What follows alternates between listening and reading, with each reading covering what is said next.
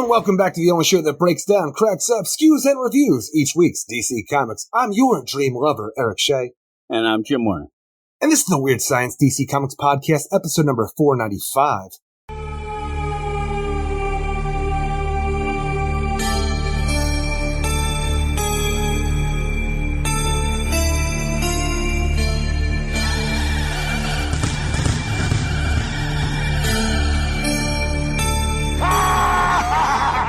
Summerween Night Terror Spooktacular. Yes, it's week 4, Eric. I wish that I was a better actor. You think I'd be a good actor?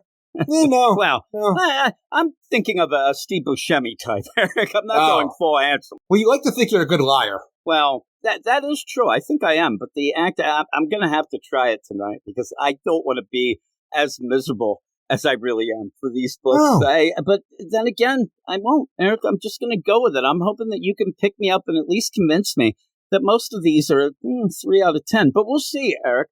I ended up being told today that one guy on the YouTubes ended up saying that Night Terrors and all of the time's best thing that he's ever read in his life. And I was just happy that Joshua Williamson reached out to me, Eric. Oh my goodness. But with all of that, welcome all you weirdos of the Get Fresh crew. Boo, boo. And we are here, midpoint of the Night Terrors. I think that on the Weird Science Comics, you check that out on the YouTubes. I'm going to do a mid-deal report card. Everything's I was trying to think. It's like mid-term report card, or should I say midway, half-time? I don't know.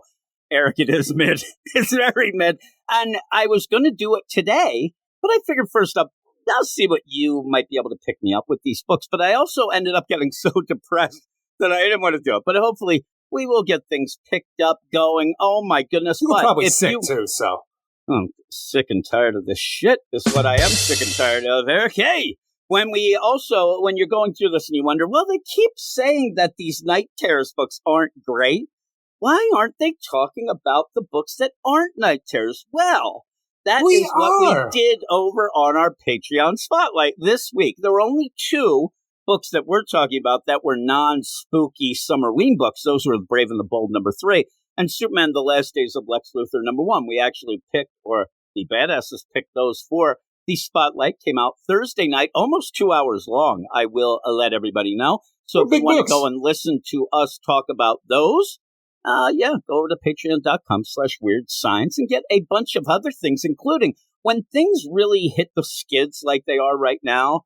I tend to get so depressed that I think that more and different podcasts will end up picking me up. So I started a Mark Miller World podcast just to be able to talk about something that I enjoyed, but that's over to Patreon as well. And when I tweeted it out, Mark Miller himself said that that's a great idea. So that is a great cool. idea. Talk about my stuff. Kind of a cool deal. I know. I was like, oh, well, like he likes his things. But they are pretty good. Starting with Wanted is what I did start with. But we're here for Night Terrors, Eric, and we have 6 books tonight, including, and I said last week, it's kind of an off week when you don't get a main numbered Night Terrors book. Well, I strike that from the record, because we get one this week, and what do we get? But before we do that, Eric, I already mentioned the badasses of the Get Fresh crew.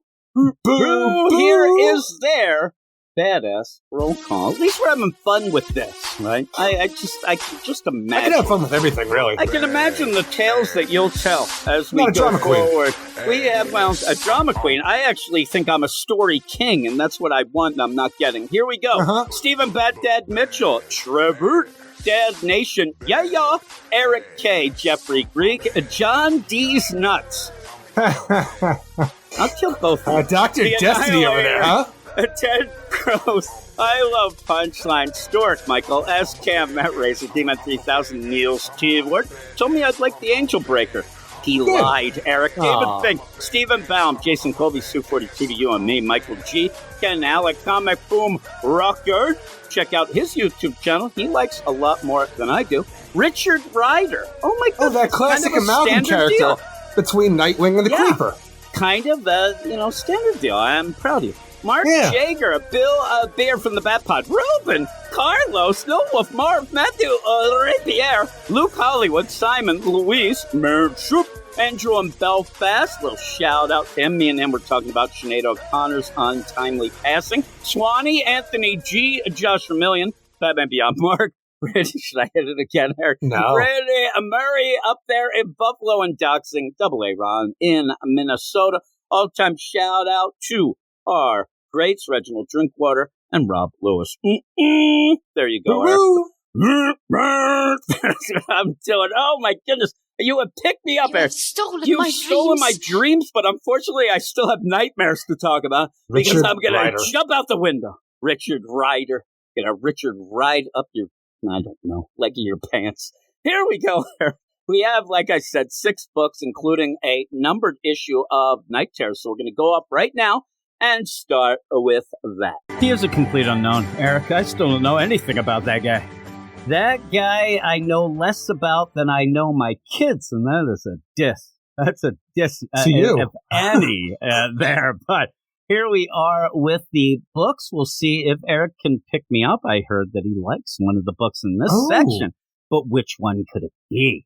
I think people would kind of guess which one it would be with these 3. We're going to start with the numbered Night Terrors number 2, but we're also going to go through Action Comics and Detective Comics. I don't know. Some people were kind of into that Detective Comics, Eric. I don't know. Were they? I kind of just, that's what I saw. The 5 people who are reading Night Terrors, I mean, one of them liked it, I think, Eric. I don't know. But here we go. And even before we start, I ended up being amazed because of all the things going on. We had talked about it before, but DC had dropped us from the review list, right? Because we don't give very good reviews. But I think it's more that we give pretty, honest reviews. They just don't like just our poorly cut written. of our jib. That's what they do. I have grammar. Bad reviews. So I could do that. But the idea where it seemed like they were trying to skew it a little, there's some really bad scores this week. And one of them is this first book with an aggregate score, Eric, with what is going on now and that nonsense of what people call review sites. A 6.9, dude, is what the aggregate score is. That's bad. That is not good. And that's not good, especially with that little, weighted grain of salt type deal for an event. It really is bad. But this is Night Terrors number 2, written by Joshua Williamson with art by Giuseppe Camuncoli, Stefano Nessi, Caspar Wijngaard, Frank Martin, also Caspar Wijngaard again on colors, and Troy Patiri. And here we go. And I said it last week. When we don't get the main book, I kind of thought, it's a little down with the week when you don't get that because of the idea where, the big book's the one that's really the only one telling the story. So when we get this, so when we end up getting the main book, I think that what I realized this week, we get the main book, and I'll tell you right now, I don't think it does much. I think it should do a lot more, especially with the idea that in the landscape where these tie-ins don't seem to be doing anything, you really need to pick up the pace and do something big on the main book. But the idea, for me, this whole event is kind of just a drag because nothing seems to be connected, and you get all these books. Like when we had Convergence, I'll even go back to that. We didn't love it, but at least we had books that we knew what was going on. There was kind of the rules. When the rules weren't played out, like the Atom book, we went nuts with the big hand. But at least we can say that the rules must have been okay, at least a little, if we went so mad about that Atom. But in this, these tie-ins, they just mean so little, but they also don't even feel like they're connected together as a whole, as an event. It doesn't feel like an event that's cohesive and together, even with the easiest thing of, hey, they have nightmares. It just kind of seems disjointed and it throws me off. But when we get the main book, I sit there and okay, now we're here. Let's, pay attention to the heavy hitters. We're going to get the heavy hitters. What are we going to do? And the weird play of it is that maybe this main book, which seems to be concerned with recapping and giving little dribs and drabs of an origin of the villain, maybe that would play better if the tie-ins were doing something. Because then you'd be like, okay, I want to learn more about the villain overall. We don't have a story that's even started at this midpoint yet. And again, the tie-ins It's a story. We just don't understand it. Well, I don't even know what.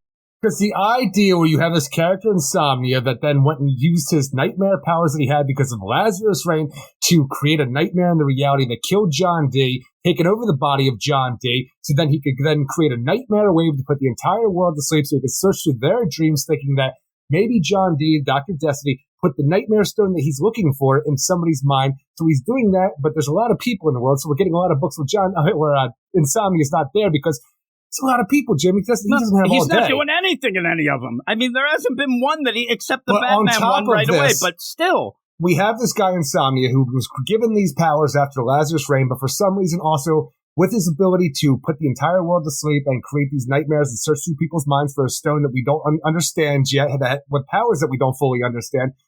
He also has a group in the real world called the Sleepless Knights that we don't fully understand and are able to do whatever they want. But even in this book, it says, oh no, Insomnia, yeah, he's had to go back to the Nightmare realm, but his Sleepless Knights are still, are they different than him and his powers?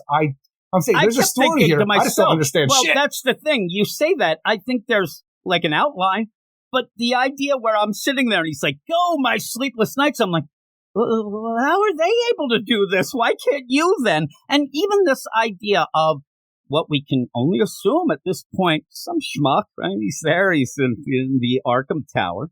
He gets dripped on. And suddenly the Lazarus Reign transformed. But where is this where he gets the idea that there even is a Nightmare Stone?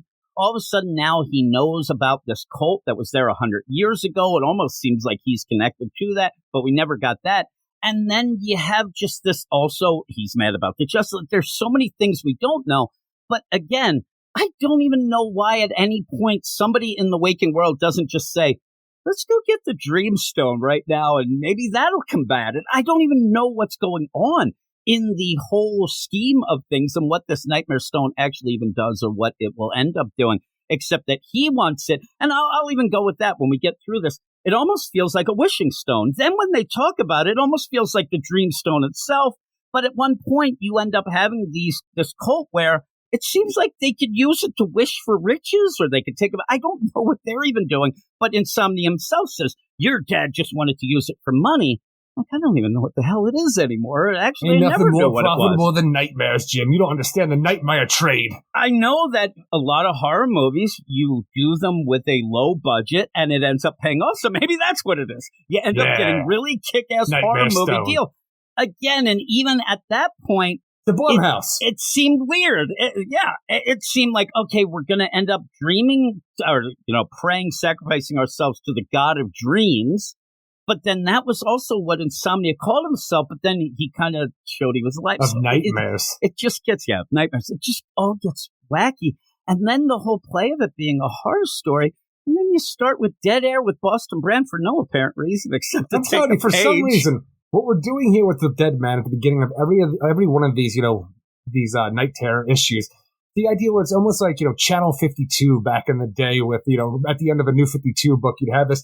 But it's just for some reason, all right, let's do some wacky shit to catch people up. And here we go. It's Dead Man in the body of Batman who's resurrecting Sandman because when Dead Man jumped into Insomnia's mind, he saw a connection with Wesley Dodds the Sandman. So here we are. Hey, Wesley Dodds, now that you're a reanimated zombie man, what do you know about the Nightmare Stone? Oh shit, what don't I know about the Nightmare Stone? And the answer is a lot, because he just happened to come across a cult back in the 1940s that were going to sacrifice themselves for the Nightmare Stone, but for some reason, even though they drank the poison Kool-Aid and the main guy stabbed himself, it wasn't enough of a sacrifice because his gas gun put them to sleep. They still drank the fucking poison. Now, here's the thing. I think that what he was saying was that he switched the poison out. So, because he said, I was aware of it because they had this poison when it doesn't make any sense because they didn't die. He said that they woke up the next day, so it wasn't a, sacrifice. Only the one guy did that. Actually looks like Insomnia. So the Nightmare Stone started manifesting, but because there wasn't enough of a sacrifice, it de-manifested back into nothingness. But this seems like it's not really connected to John Dee and the whole. And this is what Joshua Williamson does. John Dee was alive.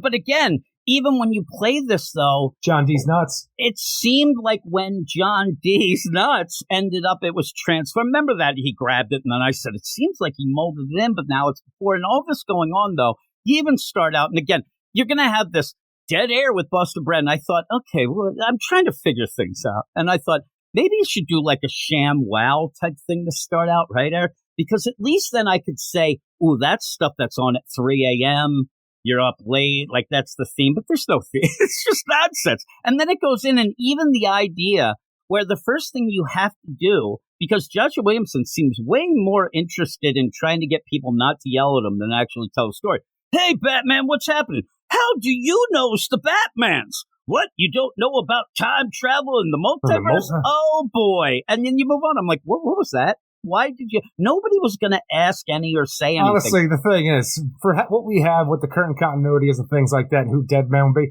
it's fine. It's a throwaway line. It doesn't take very long at all. It does its job, I think, to catch everybody up the idea. Like, hey, Wesley Dodds familiar with Batman. You wouldn't need to catch him up, though.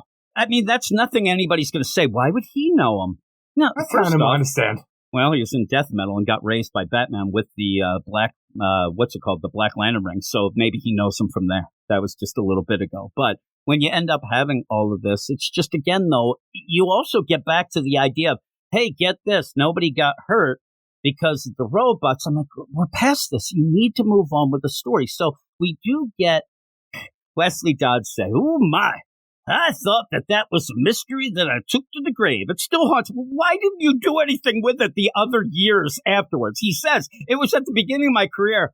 Kind of let it go, but now it's haunting me. But it's only there to give you this background so that you can get Insomnia to go off to one of these cult sons, who's kind of looks like he's on his deathbed anyway, but he's in the nightmares, to go in. He's in his own little dream world where he's the king and young again, so that's where I would be as well. Well, that's the sexiest self, so he might be right near heaven. But again, there's no... More wine, more gold, the dream is for me. The weird part is this would have been such a neat little aside that you could have shown a little earlier that Insomnia had tricked Deadman and was ending up following him and listening into his brain and things like that, because there's no real connection between this, hey, I had this cult, whatnot, and then Insomnia just in this guy's nightmare. It just ends up that Josh Williamson has to explain it first, then we go to it, and it just seems like, again, another forced situation. But the situation, too, we don't, like, maybe they will explain it more in Night Terrors number 3, with the idea that when Deadman, only reason he went to Wesley Dodds, because when he jumped in Insomnia's mind,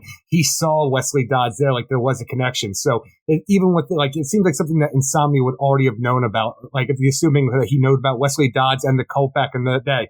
They almost make it seem like these are connected, but they're not. It's just the idea of, and even Wesley Dodds, though, doesn't know anything about it. He says nobody could be alive from there. No, so he's then dead. Insomnia goes off to this kid, and who's now old, but goes in, and basically shows up and says, hey, where's the Nightmare Stone?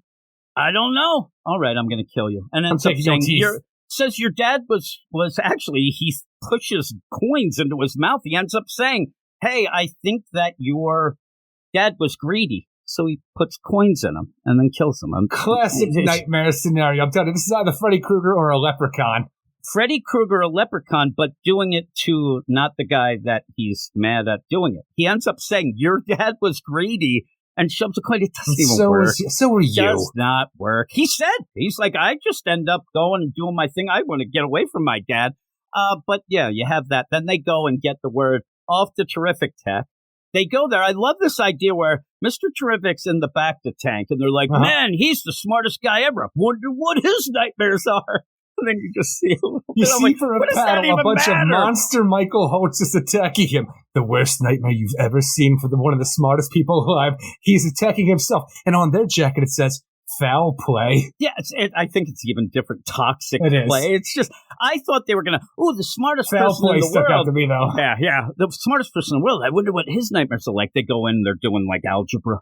Do you remember in that Jeremy Adams Flash story that we had? Maybe it was even in Flash 800 or the issue before that, where we had all those anti-versions of the heroes. So but was the one guy called Foul Play? Yeah, it might have been. Okay. It might have been. Because I was thinking about that the entire time.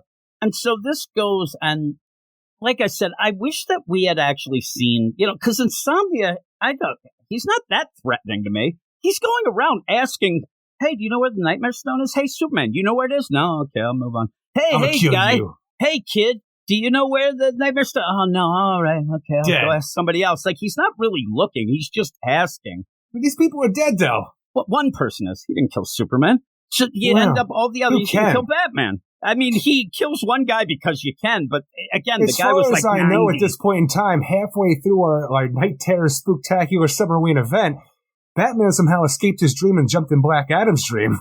Yeah, I don't know what's happening. But yeah, so I get it, though. Insomnia, he is the god of nightmares. He ain't the world's greatest detective. So he's just walking around asking. but he's nowhere near, and it doesn't seem like he has really any plan to find it. He's just kind of asking. But then we go, and that's why I said, I wish that we saw before this, because when he does go to the sky, I wish that he was peering in, like somehow within the, mind of Deadman and saying, "Ooh, I trapped you. You thought you got me, but I actually you can even play in the scene more where, like, the line between dream and death is so close and stuff like that. They're able to peer at each other. Maybe that's the whole play with Deadman and Insomnia, and that's why the connection's still open between them. That's the thing. The connection wasn't open. I'm saying when all of a sudden he says, "Oh no, I can still see his knife."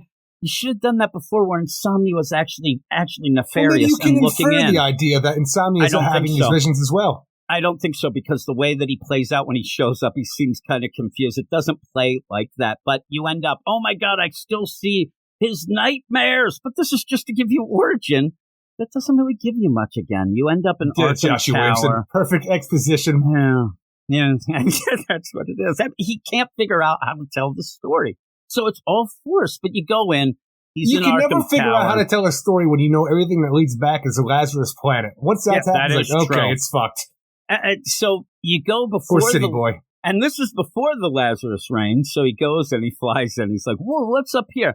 And you do see the meeting between Insomnia, and they're not supposed to call him John D. And John D, who's like, my Dreamstone, it ain't around. But the report comes in, the Justice League has returned.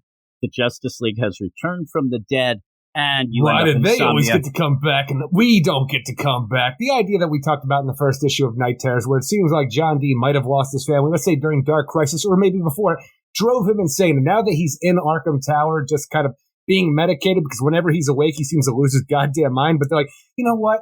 The guy's been sleeping a while. Let's just keep him awake for a bit. Hey, John D, you guys got a lot in common with your dreams and your nightmares. Let's maybe turn off the TV for when the Justice League return well and in Arkham. he loses his mind. It's like, hey, Riddler and the Trickster, you guys should get together and play around a little. It'd be pretty cool. But yeah, they're talking. This is the funny play, though. Hey, Riddler, meet the puzzler. Yeah, exactly. So you end up where John D, Insomnia. What? Why did they get to live?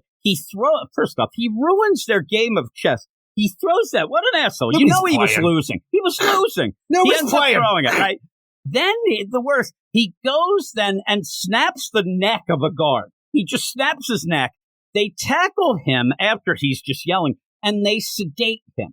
And then you have what looks like Jim Gordon moonlighting in Arkham Tower says, call security, which one of the guys is dead already, then prep the sleeping aids. Mr. Lucas needs to go back to sleep. He's too dangerous awake.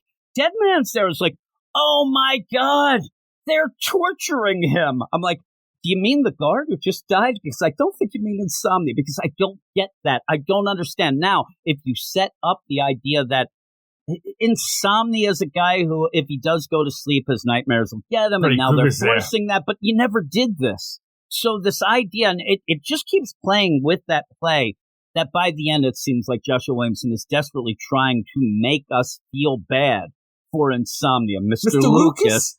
I am feeling bad for the guy. The guy just killed a man, or at least the guy's crippled. I don't know, but he snapped the guy's neck. That's why they sedated him. But he wasn't in his right mind. This wasn't the idea, though, that he got up and said, no, he wasn't in his right mind. He just saw the Justice League at that point. Now, if he got up and said, egads, he's not in Arkham Tower because he's in his right mind. Well, I'm saying that's what are you going to do, though? If I'm in Arkham Tower and I snap a guy's neck, they're going to sedate me. And he's, they're there. I just don't get it. It's just such a weird kind of way to try to make this I don't know, a story that's going to twist and turn and probably get back to that. Oh, the staff of Arkham Tower, which should not even still be there, is abusing patients. So you end up just where like all the that staff goes. at Arkham Asylum. But then again, when they're there at Terrific Tech, and how are you going to move on to the next bit? Well, you need the Sleepless Nights to go attack. Well, you don't. But for some reason, we have to say that, Insomnia.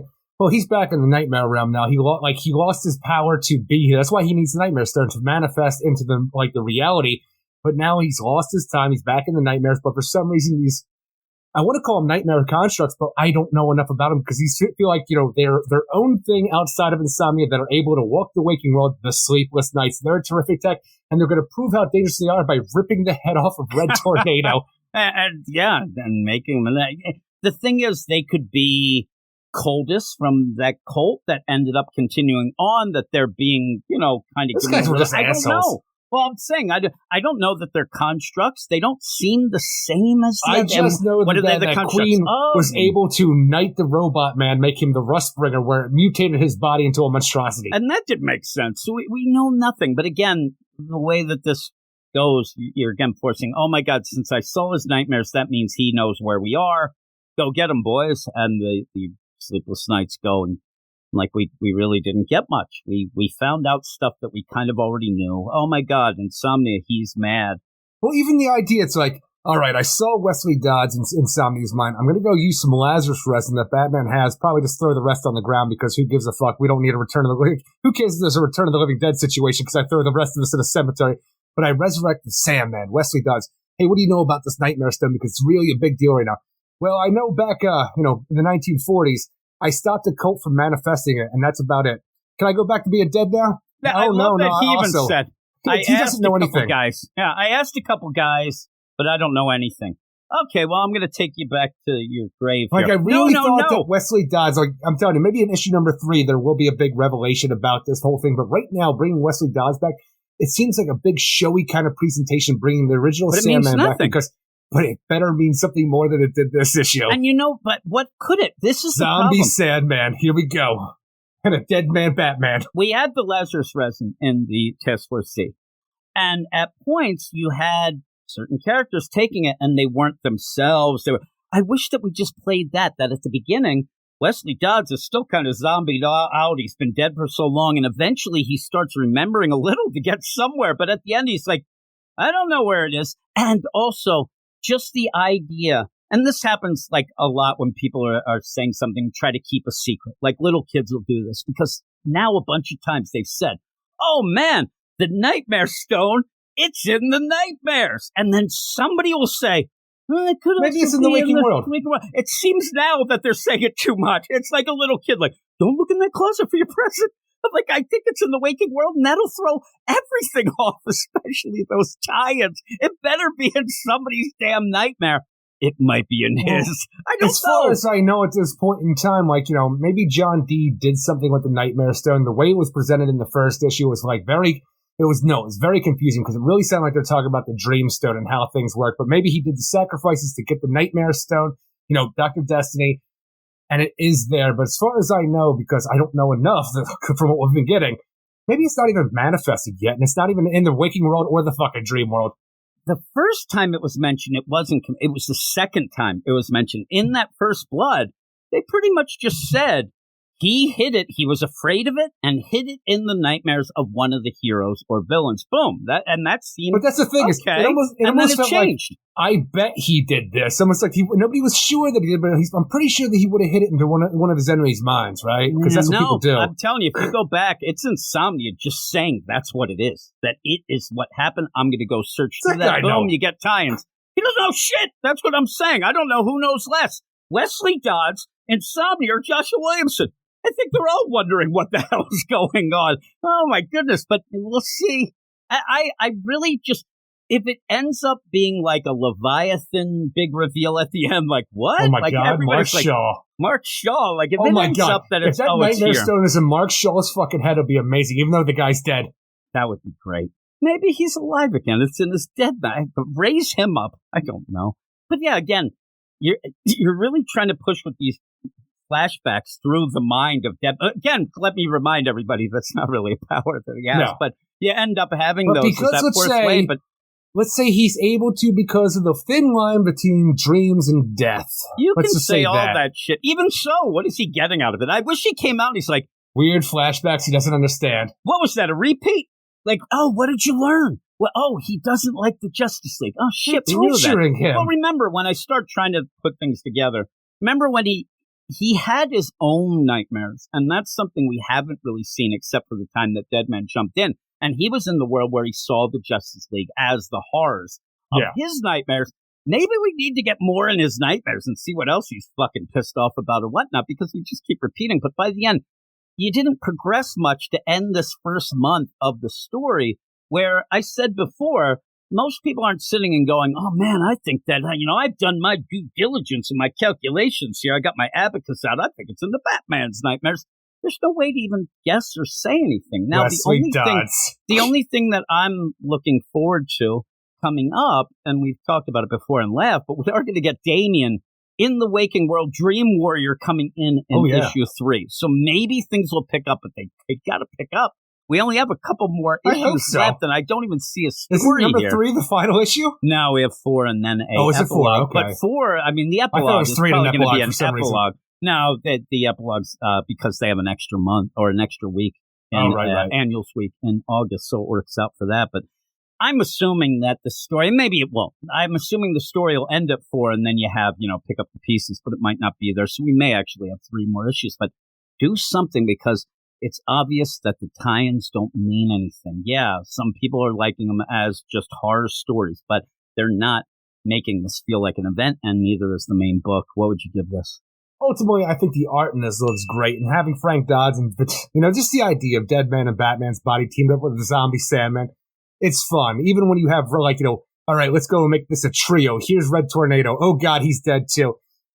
There's some fun little aspects to it. Doesn't make a great story by any means. There's some fun little aspects to this book with some great art throughout. It's just overall, you're not getting enough, and it's just some wow factor that doesn't go anywhere ultimately. I'm going to give it a 5.8 out of 10. Yeah, I'm giving it a 5. And even I think that the concept of Deadman and Wesley Dodds Salmon is fun, but you don't really get it. You end up where even in the page count of them actually interacting isn't much because they're either talking about the past or in a dream state that you're, oh my God, you're not really getting much. Well, they're old men. Isn't that all old men do is talk about the past?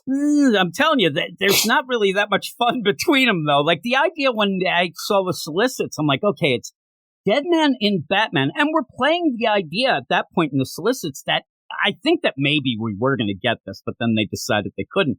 Batman was kind of going to be still in there. Like the idea they're both fighting a little odd couple in the Batman body, the way the solicits went. And I thought that might be fun with a Wesley Dodds Sandman, but we're not getting that. It ends up being, hey, no, that's all he gets is, I'm Deadman in here in Batman's body. Oh, okay. Then we move on. There's not much to it. What you know about this? Not much. Yeah, nothing. That's the problem is this event has a lot of dumb people in it. There's a lot of people who just don't know things. The weird part is you have all this going on. I want to desperately have a story that's unfolding before me. All the answers to the questions I have. And then I just find myself wondering, you think that Michael Holt was already in that Bacta tank? You think Red Tornado put him in there after he fell asleep? This is what I'm focusing on. This is the stupid shit I'm thinking about. I start thinking of the idea that Batman had a protocol that was one of the, he's always got an earlier brother eye working. That everybody was saved because Batman's robotic army that he's been building and hiding actually got, boom, almost like a failsafe. They came too. But now how are we going to control him? And then I'm thinking, oh my God, it's another robot apocalypse when this is done. You're always putting Batman down for Brother Eye and the Omax and stuff like that. If it didn't gain sentience, it was a good idea. But But I wish that, the idea of them having enough. I wish that it was work out. Let's start over again. We can still make this Brother Eye work. Go for it, Batman. We had this deal that everybody was saved by a Batman robotic army that he kept as a contingency plan for something like this. But they don't want to be disconnected at the end. That's the thing is, if you're going to have that, you might as well just have Batman take over a function in the Fortress of Solitude where he's able to call the Superman robots out to take care of shit. I mean, somebody should have had something. I mean, this idea that all those fail-safe robots that Red Tornado's like, thank God we need all the people we can. You have 8 people and you supposedly save. And then later on, I forget what book starts to mention how awful the everybody falling asleep would be, like a short order cook just falling down on the grill. That guy ain't getting saved. He's there burning as we speak. Grill face. I'm a 5 out of 10. But hey, I'm having a little more fun as we go through this. But I really do like that. When the sleepless nights show up, I have no fucking idea what they are, but they look cool as hell. That's the thing. It's it's a weird choice because they cut the power to terrific text. So you have this really cool kind of glow that's only around a few things in total darkness. Exactly. And it looks cool for an atmosphere of it, but I'm not going to be sitting in a lot. No. And then the funniest thing is when they rip Red Tornado out, at the way that the darkness was, I thought that at first I'm like, oh no, Oh, that's what I thought too. Like I couldn't tell at first because of the darkness. Oh and God, that's his spine. And when he says it's way past your bedtime, I'm like, oh my God, are they using him like a puppet now? They got to, hey, who's got his hand up who's the dummy? But, I know, really. But what are we going to now? Night Terrors, Action Comics #1, written by Leah Williams with art by Vasco, Georgiev, Alex Guimarães, and Becca Carey. And this is for our first story because we do have a backup in it, and I'll talk about those creative teams when we get there. But first off, we have Leah Williams doing a Power Girl main story for our Night Terrors Action Comics. I'll tell you this is the best thing that Leah Williams has ever wrote for, Karen Starr, Power Girl, or if you prefer, Paige. Because I don't prefer a Paige. That's like me taking a bite out of two shit sandwiches and saying the one tastes a little better. It's not even that I didn't like this. It doesn't mean anything. And again, it's a nightmare. I can't disconnect myself from the idea that these are worthless stories that mean nothing. And even the nightmares themselves kind of sit there and like, well, why would she think that? Why wouldn't she be upset that maybe she let everybody down? She was supposed to get, not her fault, but she was supposed to help Cal and all. And when we get this, it just ends up being a mean guy chasing her, and you're gonna have to be with me, lady. And I just tuned out. I really did. With a lot of it, though, you see a lot of the inner ideas of I don't want to call her Paige, but that's what they're going. I'm just gonna keep going, Karen Starr. But the idea that she feels like she's been abandoned, she's let people down in her life because everybody in her dream, and the best thing about it too, when it's represented like this, it is classic dream scenarios where it does jump from one thing to the other to the point where the main person isn't really understanding. Like they just go with the flow, and even classic stuff like, all right, let's go over here. What's going on? Well, you're up on stage next, where you go in like on stage in front of people, you don't know your lines because I've definitely had that goddamn nightmare before. And in the crowd is a bunch of demons booing you off the stage. You have a lot of things here, but you're also looking at the background of Karen Starr coming from, an Earth 2 Krypton because, it's Kara Zor-El with just an L and not an EL. So for who she is, her parents and how she perceives, they thought about her, even though, in reality, she knows that her parents loved her, but she's letting herself people down by, what happened with her life. And even the Earth 2 Kal-El Superman. And, these people it's a weird situation to talk about because I want to know how things work because we did have a Power Girl in, the Earth 2 of the New 52, which is different than the old time Earth 2 before the crisis happened.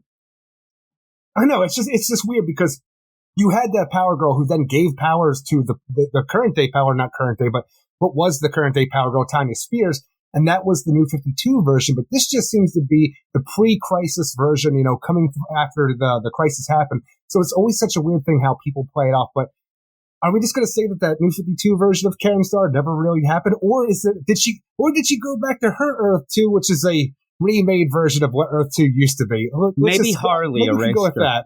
Maybe Harley grabbed the fish, with her multiversal powers. And I think maybe one of the things that I end up getting and getting annoyed with a little, maybe it's just me and a nitpick. First off, I mean, the idea, I don't find any of these scary, but that'd be kind of silly to think that it would be. But I'm not honestly, a real horror. You're a scared kind of guy, though, so it's actually proud of you not for finding it scary. I'm not a horror guy, but when I end up seeing this, I know what you play with these things. I know the tropes and things like that, but a lot of times those tropes are two teenagers that went to a camp and they started making sweet love. Eric, now they're on the run. They're throwing their shoes.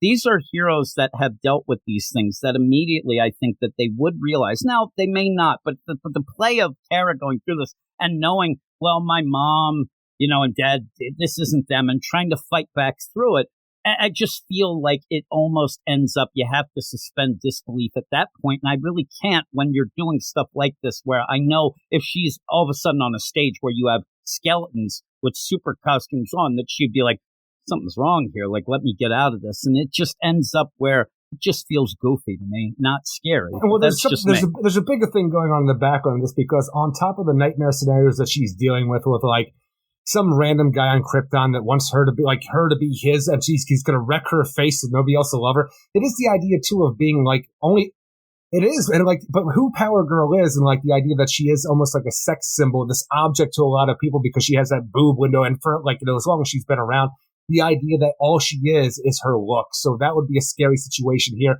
to deal with that for this, because it doesn't matter who this guy is. It's John everybody, just kind of, object of it, making her an object and nothing more.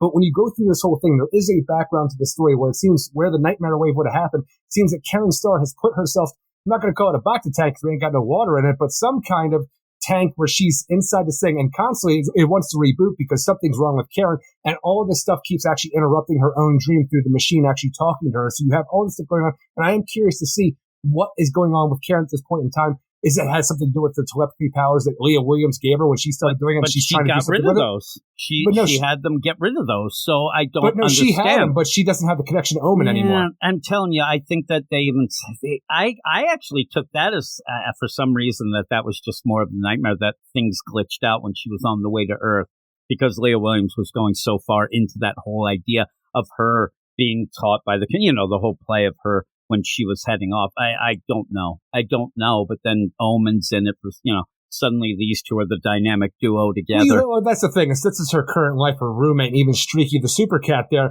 losing his goddamn mind and becoming a demon cat from hell that blows a hole in Omen's body, only leaving Omen to laugh and become a monstrosity herself while spouting out the error things of the chamber that she's currently in the waking world. Man. Yeah, that system reboot. And again, Streaky was doing that before it. That's just Streaky. But by the end, I just was like, oh, well, we'll see what's going on. I really didn't have any thoughts either way. Didn't really care for it. Got through it and said, all right, I'm done with that. The art looks great, too. Yeah, the art looks pretty good. But the backup, a lot of people love the backup. I didn't really like it. But you go into the credits, Eric. Go the backup, I think, is actually still fun, too. And it's just such a weird idea that we are doing a Night Terrors, but we're not almost playing it like it's an actual action comics, even though we're only going to have 2 stories. But, it's weird the things that we actually have to focus on for an action comics because of how that book's being presented. But the creative team for our backup is written by Phillip Kennedy Johnson with art by Mico, Suayan, Fico, Ossio, Romeo Fajardo Jr., and Dave Sharp. And this is our Superman family story where we have the super twins, Con Keenan, Connor Kent, Natasha Irons, and who else is there in this? I think that's just it. I don't know. Kalex. They're watching scary movies while Clark and Lois are out. And I just had to think to myself, is Lois just at the Daily Planet at this current time, the Superman falling to the ocean when the nightmare wave hits? Because it's such a weird idea because we have our Superman family watching this. And Tasha's like, hey, Connor, do you think we should be letting these kids watch these horror movies? Oh, they're fine. Nothing bad's happened. They've lived on Warworld. And anyway, Con Keenan's learning so much English out of this. It's amazing for everybody. But with everything that's been going on in the action comics with Cyborg Superman, it seems that the one super twin, Ossio, he's terrified of Hank Henshaw, and he has every right to be because Hank Henshaw is a goddamn scary man in or out of a nightmare. But for whatever reason, when everybody decides to turn the horror movie off and have an old-fashioned sleepover because the kids are afraid, Ossio goes into his nightmare where Connor Kent has disappeared, and for whatever reason, he has become the cyborg Superman in Ossio's dream, and they're going to have to fight him through this whole thing. I just don't understand why Connor Kent is the main big bad of this whole thing. And then everybody's in his dream as if, it's their dream as well, like we said. And again, about this I don't know deal. I don't know if it's a combined deal or these are just dream constructs inside Ossio's mind because this is what he knew before he went to bed. Yeah, I think that they're there. I think that they're going to play that only because you also have at the end, some other things that people would be afraid of themselves and stuff that maybe also wouldn't know. I don't know. But you end up by the end, you get a lot of Freddy Krueger stuff. You get a lot of one-liners. Why Connor is what he is, I don't know. If that's just Ossio's dream, but he's not there at the end. That's what the weird play is. It's such a weird idea because you have those characters, and even Krypto was there, but for some reason when Ossio first wakes up, he's looking around, oh my God, Connor and Krypto are missing. We better find them. Oh my God, there's a Connor cyborg Superman. And the thing is, I didn't even realize it was a Connor cyborg Superman until they said it because this is a monstrosity of a being. Because he has the side of his head shaved and he's supposed to know that they're I say side of his head shape, but he only has one side of his goddamn face. The rest is a cyborg. So this is supposed to be the thing that I'm supposed to realize and glean that this is Connor Kent. So thank God they eventually said it, but oh my God, it seems like Ossio wakes up and then everybody's like, what's wrong with the sky? And then we're in a nightmare world where there's a war world in the sky. There's bloody Superman symbols everywhere, like the death of Superman. The ground's on fire. The entire city's on fire. Lightning's pouring down. And out of nowhere, it's welcome to prime time, bitch, as Connor Kent, cyborg Superman, comes out of the TV with his cyborg Krypto monstrosity.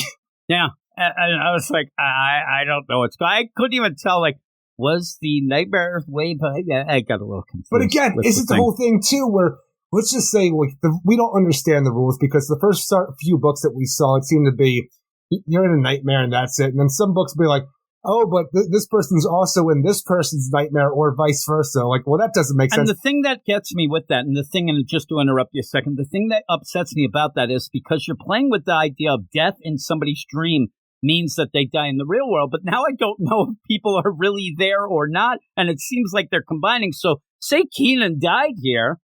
I'd be all upset at first. But I didn't realize. But is he just a figment of Osso's imagination? Saying. And that's what really screws up that really big rule of if you die in the dreams, or if you let somebody die in your dream, they die anyway? I don't know. Or is every few people, like let's just say 1 in 20 people, or at least super people, they're just like, Kristen in Nightmare on Elm Street Part 3, The Dream Warriors, where she has the ability to bring people into her dreams and they can all stay together in one nightmare and be the Dream Warriors. Well, the thing is, if you actually thought and clevered it up and said, okay, this character would have been good because they could be a Dream Warrior, that would have been neat. Right there? Yeah! But it's just kind of willy-nilly, and you never know. And again, I'm not going to blame the writers of the Tyrants because they don't seem to have much guidance, and they're just going with what they're going with.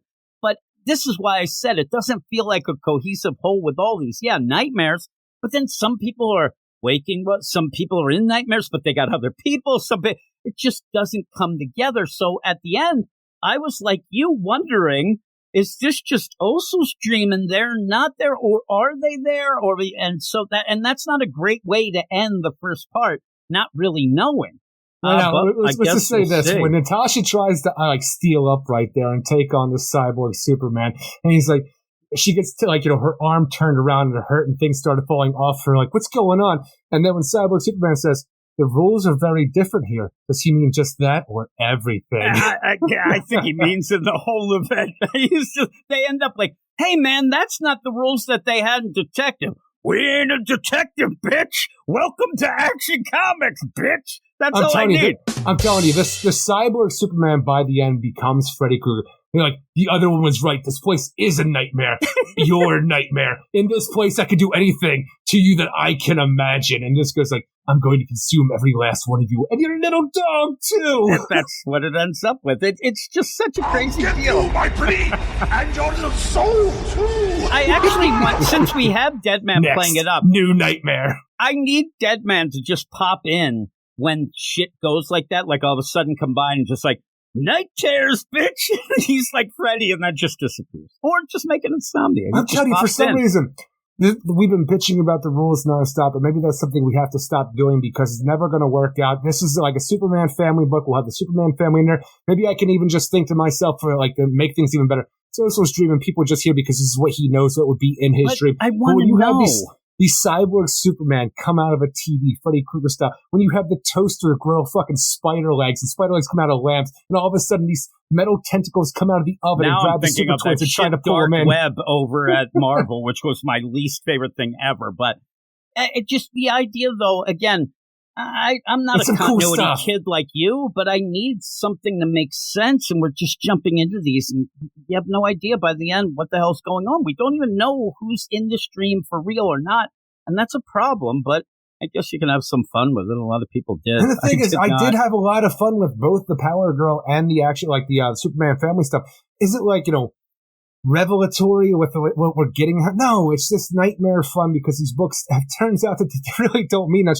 Like, as far as I'm concerned, there's no Night Terror's Ravager right now, but I can think that the art is great in all of these stories, all two of them. But I can also look at these characters and say, we did some fun stuff with there. Even the idea that we're focusing on Osso, where we don't have to actually tell any in-depth stuff. This is the latest thing that the Super Twin dealt with. One of the heaviest stuff since he's been on Earth with the cyborg monster.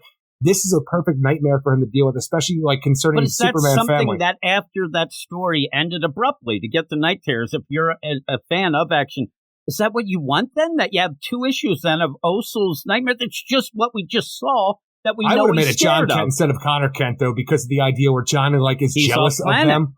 I know, but so that's why I think that they're the real people in here. I don't know. Because even the idea where it's Cyborg Superman's the big bad of this dream. We're like, Connor, that's not my name. Connor's part of me now, bitch. And I'm like, so is Connor in this dream already as the dream starts a part of the Cyborg Superman insomnia nightmare, man? I started thinking because only one book has shown this, but it was what you mentioned, Ravager, where, hey, I ended up getting Deathstroke to help me out in the nightmare. Like, I'm thinking, is Cyborg Superman on the deal? But they never say anything. So by the end, it really doesn't mean anything. Well, that's the thing is there a thin line between the Phantom Zone and the Nightmare Realm? Line before me coming over and beating your ass. One person actually made me step back and think of things. And it was at the very beginning of this where we were complaining, oh my God, Batman, he's got the pearls. Like, I think that this Night Terrors has done the job of beating you down so much that you're actually going with the flow now. Hey, I don't care if it's nothing, I'm in. But the idea where they said, well, maybe where you think it's a jumping off point for people, maybe, Dawn of DC, maybe what they're trying to do is show in a weird way origins of these characters through nightmares, like a Batman and that. I'm like, I don't know, I think you're giving them too much credit. But when you get further on, who needs to see like the origin this, of Batman again? Well, again, when you get further on, I realize that it's not what they're doing, because somebody who doesn't know anything about Page is not really going to understand really that much in that story PG. as go with PG. Or if you're not following Action Comics, you're just like, oh, I heard this was cool nightmare things. You're really not going to know what's going on. But you're going to probably giggle at some of the lines and things like that. But when you're involved with all the books. Especially since Phillip Kennedy Johnson made the Superman family story so Nightmare on Elm Street, like more than anybody else. And we've had a lot that tried to be it. Because he read that first solicit, and I think he's like, fuck, it sounds like, we all said it. It sounds like Nightmare that's on why Elm I grabbed Street. a lot of Freddy's story sounds for us. So in the play, though, it's just one of those things that if you are, wondering why, at least I'm so frustrated with this, I think that if you are reading all the books, that we do, we're going into it, and you have these, and then you get to this, and there's so much nothingness in these tie-ins, I just get frustrated. Where if you're only reading Action Comics, you may pick up Batman and say, man, that's pretty cool. Like, yeah, I know this. Like, a lot of times when you read a book and you haven't been reading stuff, you do kind of want something that you can understand. So the pearls and hey, it's great, but we've had that so many times. And then in this, it just, I don't know, I just need something to feel, just have Insomnia show up at one point in these and go, ooh, you keep them occupied. I'm going to look in this closet for the Nightmare Stone. That would do a lot for me. Like, you just see them in the fridge looking for the Nightmare Stone, but you get nothing. And so you just realize it's nothing, and it gets frustrating. And I don't know. It just doesn't feel coherent with everything. But what would you give us? Oh, no, the thing is, it's never going to be coherent because the writers don't have any idea. I'm saying, though, but there was no interaction between any of the writers. Like, hey, go do a nightmare. Event like that? Well, like, what's the background? Don't worry about it. Just wing it. And everybody just wung it. Yeah, they wung it all right. What would you give this? 7.3 out of 10. The art's amazing in both, and I think they're both fun nightmare stories featuring the characters that they have. I'm a 5 out of 10. But we'll move on to the next one. And the last book of this section, and it is Detective Comics, Night Terrors Detective Comics #1, written by Dan Waters, art by Riccardo, Federici, Brad Anderson, and Steve Wands. We get a Jim Gordon story, and I saw a lot of people really liking this.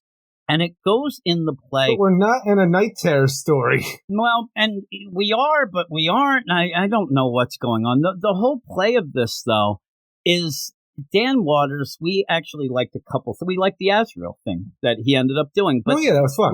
We didn't love that Arkham City. Ended kind of like lame, but it was, all right. But we didn't like the Arkham City. We really didn't like the backups in Detective. That plays heavy on this. And people love that Arkham City, but I stopped reading Arkham City because it was written like this is written, with the over narration. And that's my problem. To be this flat. It wants to be over the top Ramby. Somehow he is out Rambying Ramby with the dialogue that he has in this for the narration. Not even that, just the narration. Like you can't come out and say what you actually want to say, so you have to have all of this stuff that fills up the page. I'm like, could you just show me what's going on? I don't even need you anymore because it's over the top, especially when we go with what this Jim Gordon backup story to what Detective Comics was with this kid Sparrow who was in Arkham Asylum that has this weird stuff. I had to stop reading because it became all this over the top nonsense. Did you laugh when it's like the idea that they want you to have feels because Sparrow in a nightmare or whatever? I was so happy that Sparrow died in this because the thing is, I can't even tell you it's a nightmare. Oh, it's snowing in July. Why would it be snowing in July? But the thing is, we have weather goddamn villains that do kooky shit all the time. Even Jim Gordon. Let's just fucking play devil's advocate for me here. The idea that in a world where the nightmare wave never happened, and it is snowing in July with everything that all of these characters and everybody in fucking Gotham has experienced, I can see them just going with the flow that it's snowing in July because crazy shit happens in the DC universe. Snowing in July is not something that tells the me way that this is a they nightmare. pointed out, it's a nightmare to get through. He is not. You say he's upping. He's Ramsey. Is what I'm going to call him from now on because it's just over the top, and it's an oversized issue too, and it slogs through. And you're trying to be fancy with this, analogies and metaphors when really all I wanted to see was, oh my God, he brings up his son. What's going on with Barbara? You get the rookie not even suit, that. and you bury it in all this. You start talking about the idea that freaking James Gordon Jr. is alive again, and I'm like, I want to know more about Eric. that. But Yeah, that's the thing. It's a nightmare because that could be something that's really cool in the present day. But besides for snowing in July, again, I can make it work for Waking World shit because it's fucking weird, and I can just say that this is a random ass story Jim that's Gordon not fit in the night starts tears. to fall apart like a China doll.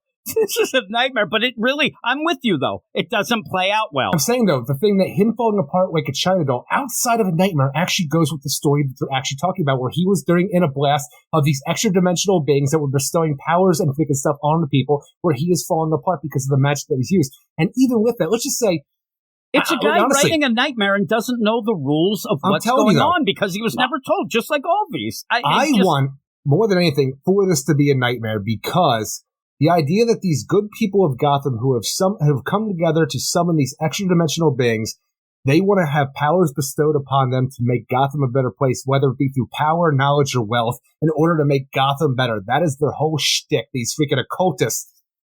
But they summon fifth-dimensional beings. I'm like, we don't know what fifth-dimensional beings are if we read DC Comics because that's an actual place where, people like Mxyzptlk and Bat might come from and stuff. These are nightmare Cthulhu fucking H.P. Lovecraft creatures that come out of here. I'm like, I don't even know what you're playing at anymore. And I can only hope that this is a nightmare and Jim Gordon just doesn't know anything about the fifth dimension. He goes with fucking H.P. Lovecraft monsters. I don't know. I'm looking at the nightmare is that I thought that we were actually going to get a Detective Comics story that might be, kind of fun. And then what you get is almost like you said, it's almost like the idea that Ramsey has such a stranglehold on Detective Comics that you got to Ramsey it when the nightmares come. And it just is overdone. The art, and I jump back and forth with Riccardo Federici because sometimes I think that he doesn't tell a great story with his static art. It's actually pretty good here. I actually like a lot of the panels, and it does have a lot of movement to it. Almost feels like he dialed back some of them to get that, though, which I really did like. But the idea, it just ends up, power, wealth, or money. Then all of a sudden, it's like, I remember this knowledge or money. I remember this lady Angelica. I got to get to her. Oh no, she's spitting up diamonds. Oh my! Where's Mr. Baseball, Eric? Even the idea that we have this woman Angelica who was the one who wanted wealth, and she gets one of the Wishmaster's fucking wishes from that horror series. But the idea, I asked for wealth, and now I can't stop puking up diamonds, and it's cutting me up inside. It's this terrible existence, and I'm like, all right, one of the guys happened to throw a name out there, Angelica, and for some reason, Super Detective fucking Jim Gordon, all of the city knew exactly which Angelica you were talking about and went to her. I know. Even right when they showed the sorrow, he's running, it's like, oh, he's dead. Oh my God, you better watch out. Everybody's going to be mad about that. I thought there was going to be as much of a hoopla over that death that there was of Kamala Khan because everybody loves the Sorrow. I'm sitting there when Sparrow died. I'm like, Sparrow. Thank God I forgot his name. I said Sorrow. Isn't it Sorrow? Actually, I think it is Sorrow. For some reason, I want Sparrow. For some reason, because Sparrow of that. more. I think I want Sparrow just because of that. I think he has a bird tattoo on his back. I'm pretty sure. I think that's where my mind went. But let's just say Sorrow. Now, the idea of when he dies, I'm like, thank God I hardly knew ye. At one point, I was upset because I thought Gordon broke his glasses.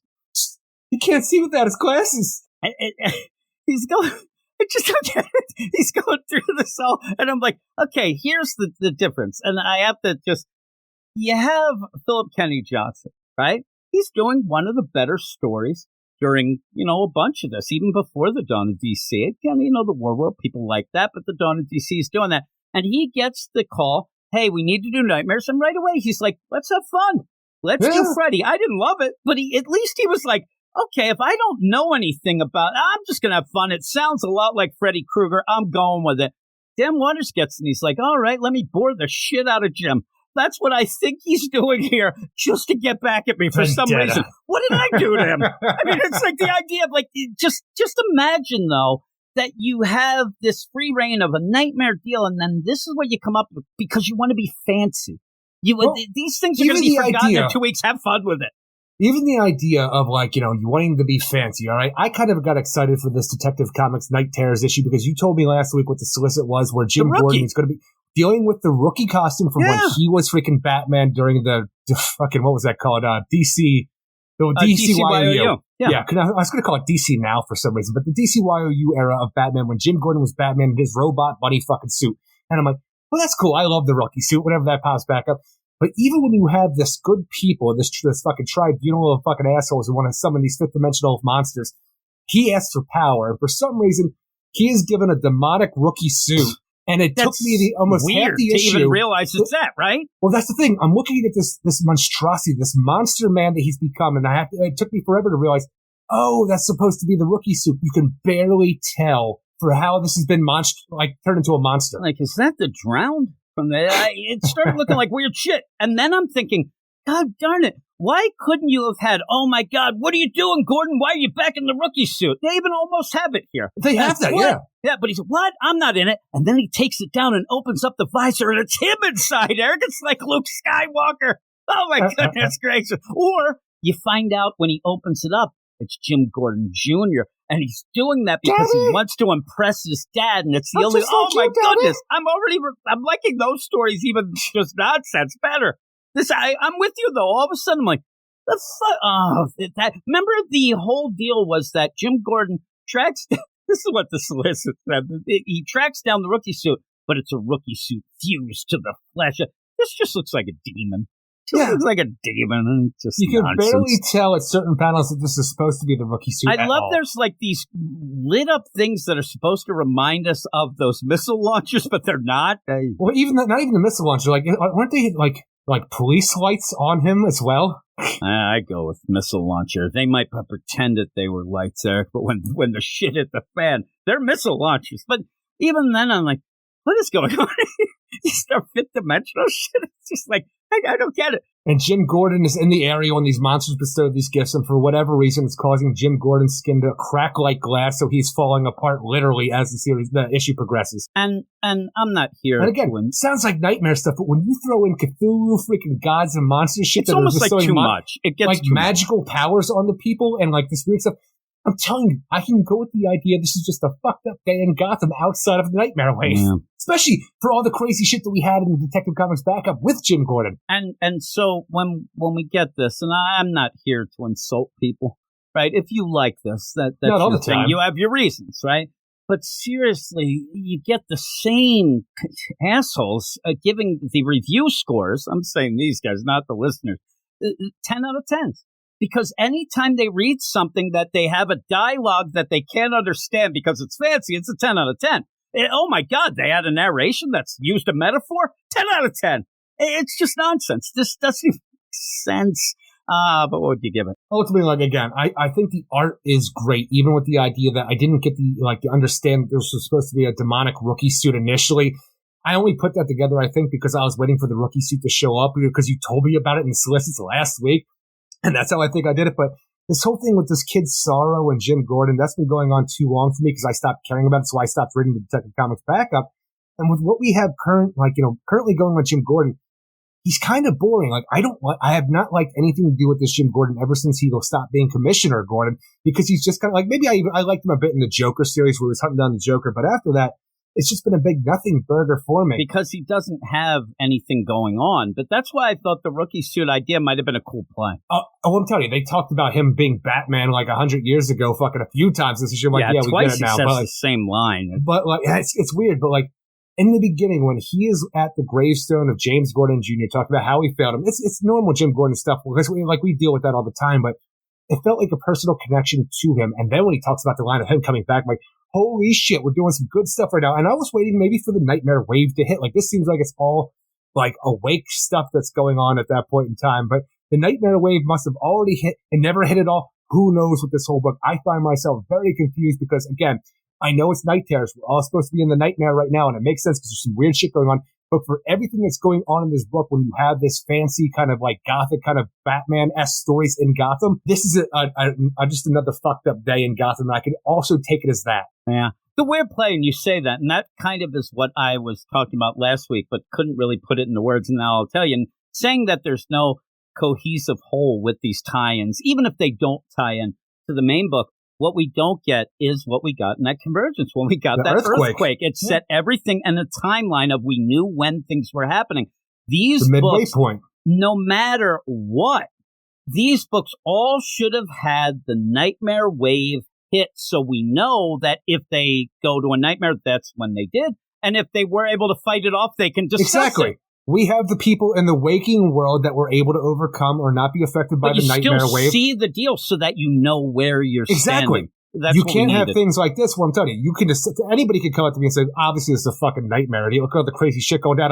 I read Gotham by Midnight. Crazy shit happened all the time in that goddamn book without nightmare wave. So I could tell myself this is another fucked up day in Gotham, and weird shit's there, and nobody's there to take care of it besides for Jim Gordon, and that can work. But I'm telling you, I just find myself confused looking at amazing art telling a dark story that may or may not be a nightmare book. So I'm going with 4 out of 10. Yeah, I'm going 4 out of 10 as well. I'm going with you, like I said about the Page Power Girl, PG, where I said they've gone through this stuff. Like, they should be able to at least recognize maybe they had fail-safes in for doing this. That's one thing. But like you're saying, I didn't even think of the other part where you're saying about this. We have seen way more fucked up shit than some of these nightmares. So when you do get something with Jim Gordon and Gotham, like you said, who knows? You've seen worse there. So there's nothing to tell you if it is or not. And that's an editorial even Stormwatch mistake. And Batman the Brave and the Bold had a nightmare wave, and that's not even a part of the event. And maybe that's one of the things where I'm starting to get an epiphany, Eric. I'm having my own nightmares.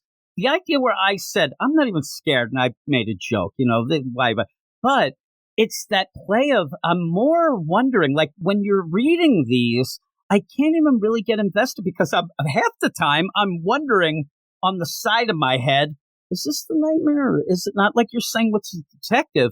And I can't really invest myself in the story because I'm so confused about where they are, what they are. It even happened in that backup by Phillip Kennedy Johnson, wondering, okay, and that was one of the things where I've had a problem with a lot. Whose nightmare is it really? And I was waiting for one of those weird ones to happen.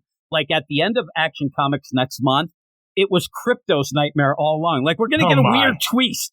It's going to end up being like the autistic kid with the snow glove of St. Elsewhere. Exactly. Like I'm telling you, like all of a sudden things get wacky. But some of these I'm kind of wondering, like, whose nightmare really is it? And why this? And it's kind of a weird play. But really, overall, huge editorial mistake. I'm not blaming any of these writers or even Joshua Williamson. Editorial should have made sure, they should have made sure that wave hit at the beginning of each issue and then show the repercussions, either people falling down asleep or saying, man, what was that? Luckily, I could end up fighting through it.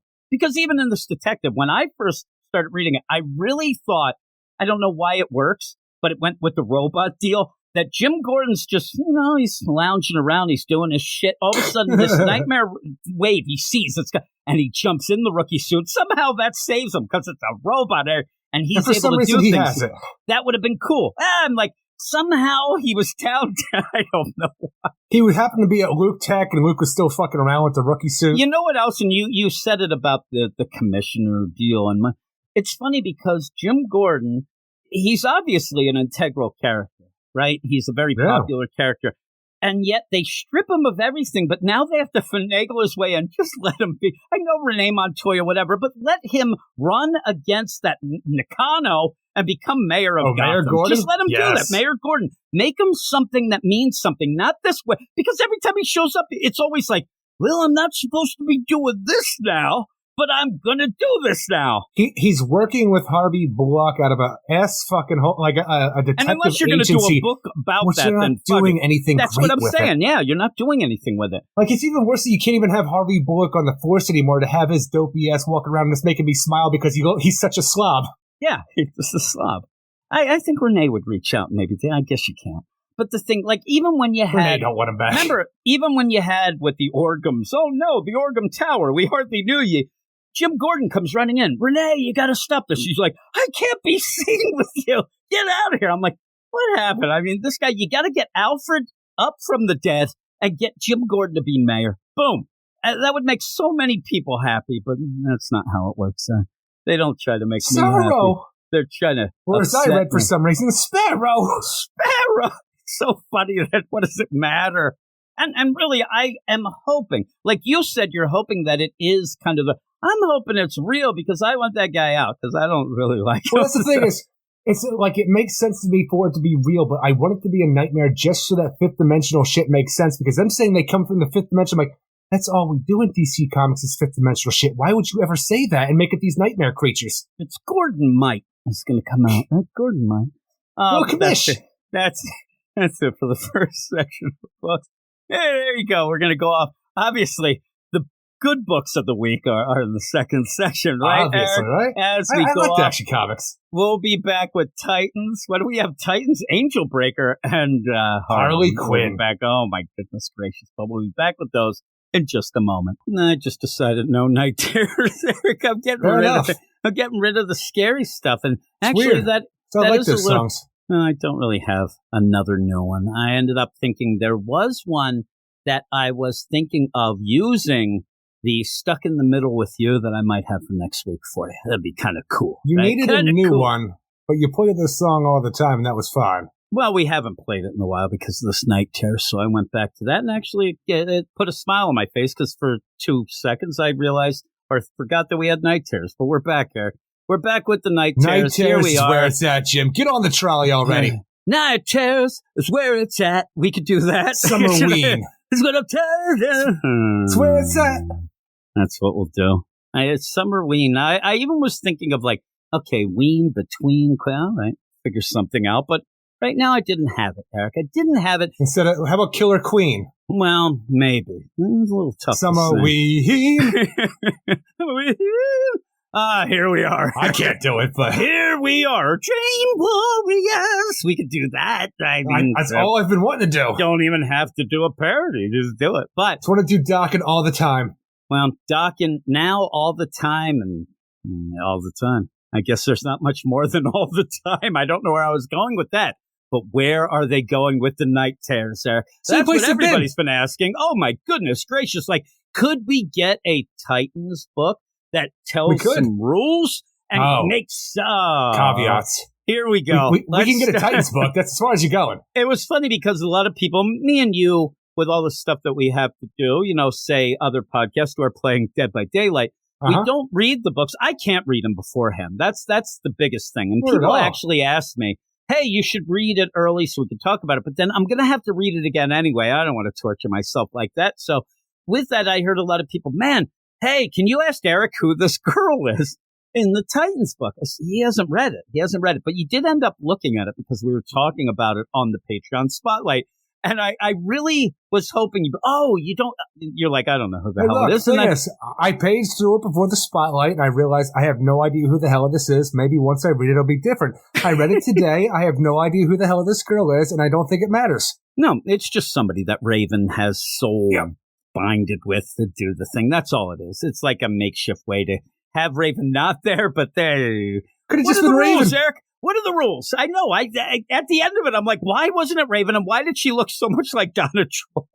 It makes any sense. I was just trying to even make her look like Raven. Like I squinted a little bit, trying to make this just Raven, like Rachel, where the soul self wasn't there, separated. This whole thing where the soul self was talking to her, where the magic was. This is the individual Raven. I was trying to make things work. It doesn't matter. It doesn't. And then we'll get into it. Give us the credits, and then we'll jump right into it.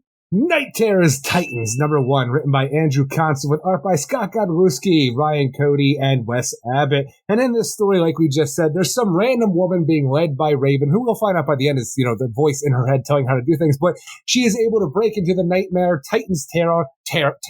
The Titans Terror. There you go. The Tower of Terror here. And when she's trying to figure out how to go through these different nightmares inside the Titans Tower to unlock all of the Titans heroes so we can figure out what the hell is going on and maybe fight back. And essentially, let's move on because that's the entire story. She's going room to room in a tower. It's the weirdest thing, right? Hey, look, there's a nightmare cyborg who doesn't know who he is, showing a mirror of his true self. Oh my God, I'm Cyborg. Let's go up another level and get our next hero. Okay, let's do it. Look at yourself. Okay, I'm Starfire. Oh no, my mirror broke. Well, I'm going to tell you who you are because Raven's inside you, Beast Boy, and you're going to figure out how to be yourself. Okay, let's move on. I like that they're like, I am what I am. It's like the Popeye. That's all I thought about it for the some funniest reason. thing, same with me, but when I'm going through this, and I'm glad that me and you are finally on the same page, unlike with Power Girl, we end up like, this is one of those issues that is such a weird play that, and it's funny that you said it. It's getting me giddy that we're on the same page, but you don't even have to talk about this issue. You just end up saying, by the end, Demon Titans Tower, the end. The cliffhanger is all that you need.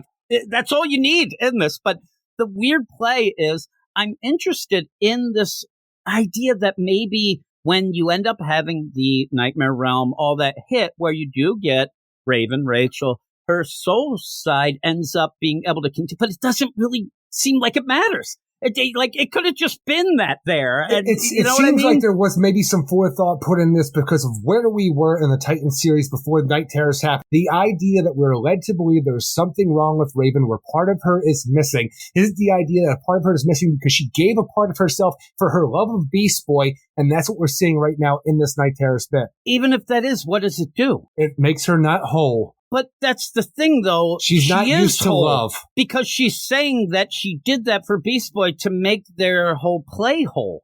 And now it's used. I think that, if anything, you ended up having that bit that we thought was a big thing was just a throwaway deal to make the story in Night Terrors work. I think that you're going with this going into something. There's some forethought, I'm saying, about the ideas about that. I'm just saying that forethought, I just think that, Andrew Constant I guess it is forethought. He said, hey, I need something to do a story. Can you throw this one line? And they're doing, that doesn't make a good story and doesn't make it any more impressive. Because if that's the case, they'll just end up with, at the end, boom, good, let's go.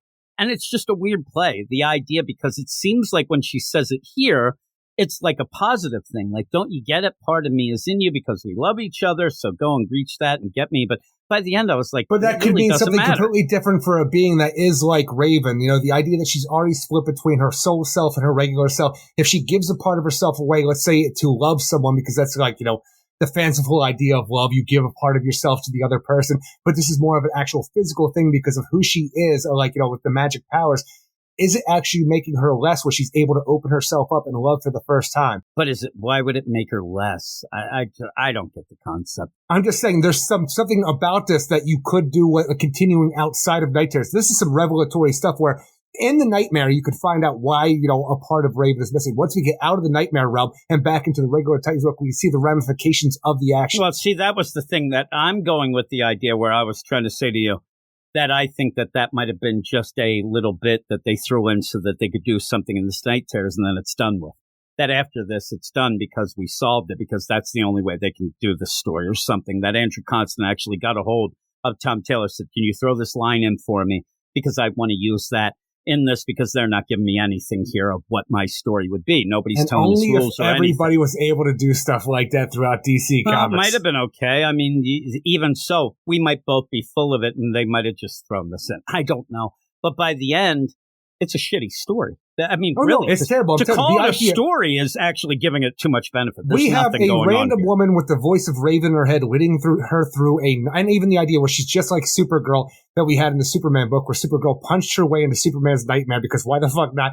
Raven tells this girl how to punch her way into the Titans Tower nightmare to where all the other Titans are, to free them from their nightmares, which they're like, they're not even themselves in their own nightmare. They've already been taken over by essentially like a cyborg Superman thing, where they are the nightmares themselves and have to be coaxed out to be who they are again. Only to find Raven by the end to find out, oh my God, we're in the Tower of Terror. Oh no! And is the tower itself having a nightmare? The whole play of this, again, what are the rules? They're all together.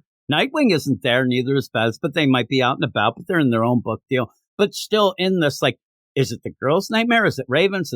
They're all just there. And well, even the idea that Raven's outside of this, because as she says, the restrictions are much less powerful out here. Hence me. Ray, you're not quite here, no, but not for a lack of trying. I'll be okay. So even the idea that Raven's not quite there with all of her power, like she's not able to puncture the dream, but the restrictions are less outside here. It's still in the dream world, but she's able to coax this random woman into punching her way into the Titans' dreams that are being shared exclusively to them. Just them. And the funny thing is, we kind of yelled about Dan Waters getting fancy. This is like the exact opposite. This is Ram A. Like, this is not bad. This is so bare bones, this is basic Ram Y. bitch. Yeah, really. Why bother? Why? Because it's let's go to the next door. Oh, wait, I think that we'll go. Oh, could you possibly be going to get Beast Boy? I just love the idea, though. This random woman who Raven's talking to and trying to lead her through, she comes up with the idea of dream mooring her way to fucking create a mirror in this dream to show them their true face so they can snap out of it. Oh my God, the mirror's broken. What do I do now? Bitch, make another fucking mirror. You did it the first time. Yeah. I mean, you're breaking through into things with goo everywhere and running into bat-filled rooms and really wishing. Well, I love the idea. Just wish for a way out. All right. Oh, shit. I made a bunch of staircases. Oh, shit. I actually thought it'd just be a front door. You go out. But she is a dream warrior until she isn't. But that's then the thing. she is. Even when she has the broken mirror, it's like, oh my God, we've come up to a room where the door won't open. Even with the combined might of the Titans, this door just won't budge. Well, you know what? I do have this broken mirror, so why don't I take a shard of glass and cut through reality to make a portal just to jump through? Because why not?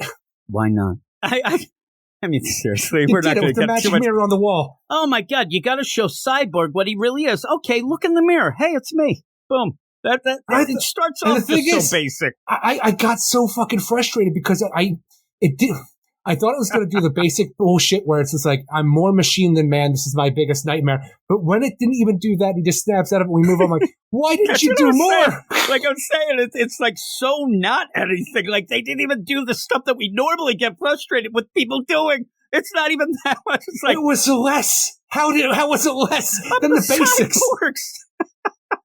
I'm not even going to try to make up things. I was going to say, well, if that mirror showed that he was actually all machine, but it's nothing.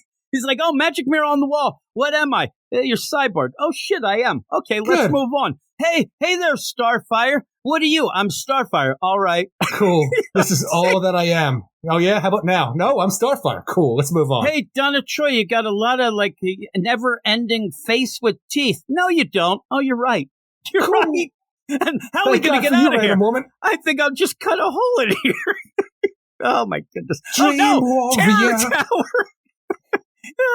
It's terrible. Well, what would you give it? This is a 3 out of 10. I'm telling you, the art's fine. I'm telling you, it's really basic. Decent comic book art. It is basic. It's very basic, but it's very basic. Like a house style. It's not bad. House style comic art that I usually enjoy, but the story, there's nothing there. And I'm just trying to grasp at straws for anything. Like I said, the idea that, oh my God, there was forethought in the Titans book, knowing that it was going to come to Night Terrors, where Ravens has a piece missing because she's in love with Beast Boy. And once we get out of Night Terrors, maybe we'll see the ramifications because who she is a magical being, the daughter of Dragon. I don't know if that's for certain or not, but that's what I'm trying to make sense of. But the actual story, the nightmare itself, the fuck are the rules? I'm telling you, I say the rules don't matter anymore, but and it was just nothing. A random woman walking through fucking stairwells to different rooms, showing people a mirror until she can't, and then it doesn't matter. And you know what? Andrew Constant doing this, I kind of get a little upset because Scott Godlewski's doing, you said, you like his art. It's okay. I like his art a lot. But a lot of it is them walking up staircase. You're not even using the Nightmare Realm in a way that's like really fantastic and really giving the oomph to the artist, because a lot of these where, the story hasn't been hitting. You even said it earlier. Most of the art in these are real cool, and you're seeing all these horrific visions and all these things. This is just so, but I think that's got like he didn't even want to take his time. He's like, this isn't anything. But like the thing is, even when you have a chance, like here's the nightmare version of Titan's Tower. Well, it's kind of craggy in the middle of windows that has some dead trees. Yeah, scary. And look, there's scary eyeballs in the middle Just too. Imagine us like, what do they think we are, tree huggers? I'm like, why are there trees there? I don't get it.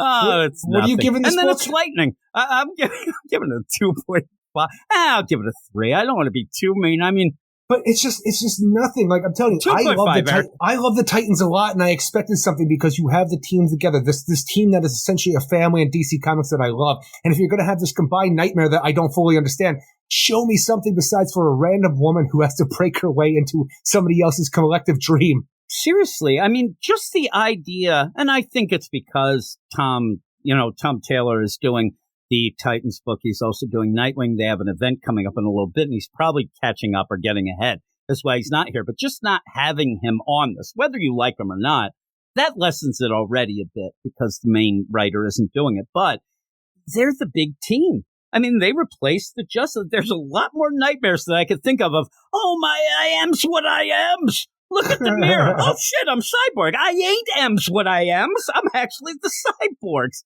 All right. Yeah, you got to be bigger than that. But 2.5 out of 10. I just feel bad giving it that because I didn't get angry because it's such a quick read. It's so quick. It's even quicker than a normal Tom Taylor story, it feels like. Maybe that's the play. Maybe. It's one of those books, and everybody has read that type of book, and you have obviously reviewed some of these, Eric. You've been reading and reviewing comics most of your life. Oh, God. It's one of those where when you do a review, a written review, I'm saying, you just don't know what to write because really all it does is give you a cliffhanger. And if you're writing a non-spoiler review and can't even say at the end, well, there's the Horror Titans Tower Terrors. You're fucked. You don't know what to say. Wait till you see this. But it's one of those where when you say to people like, hey, if you miss this one, it's fine. You'll hear or you'll see that in the next issue anyway because there's nothing to it. But we'll move on to the next book, Eric, which is a character not a lot of people know about. What are you talking about? Obviously, this is the book that everybody's been waiting for. Night Terror's Angel Breaker, #1.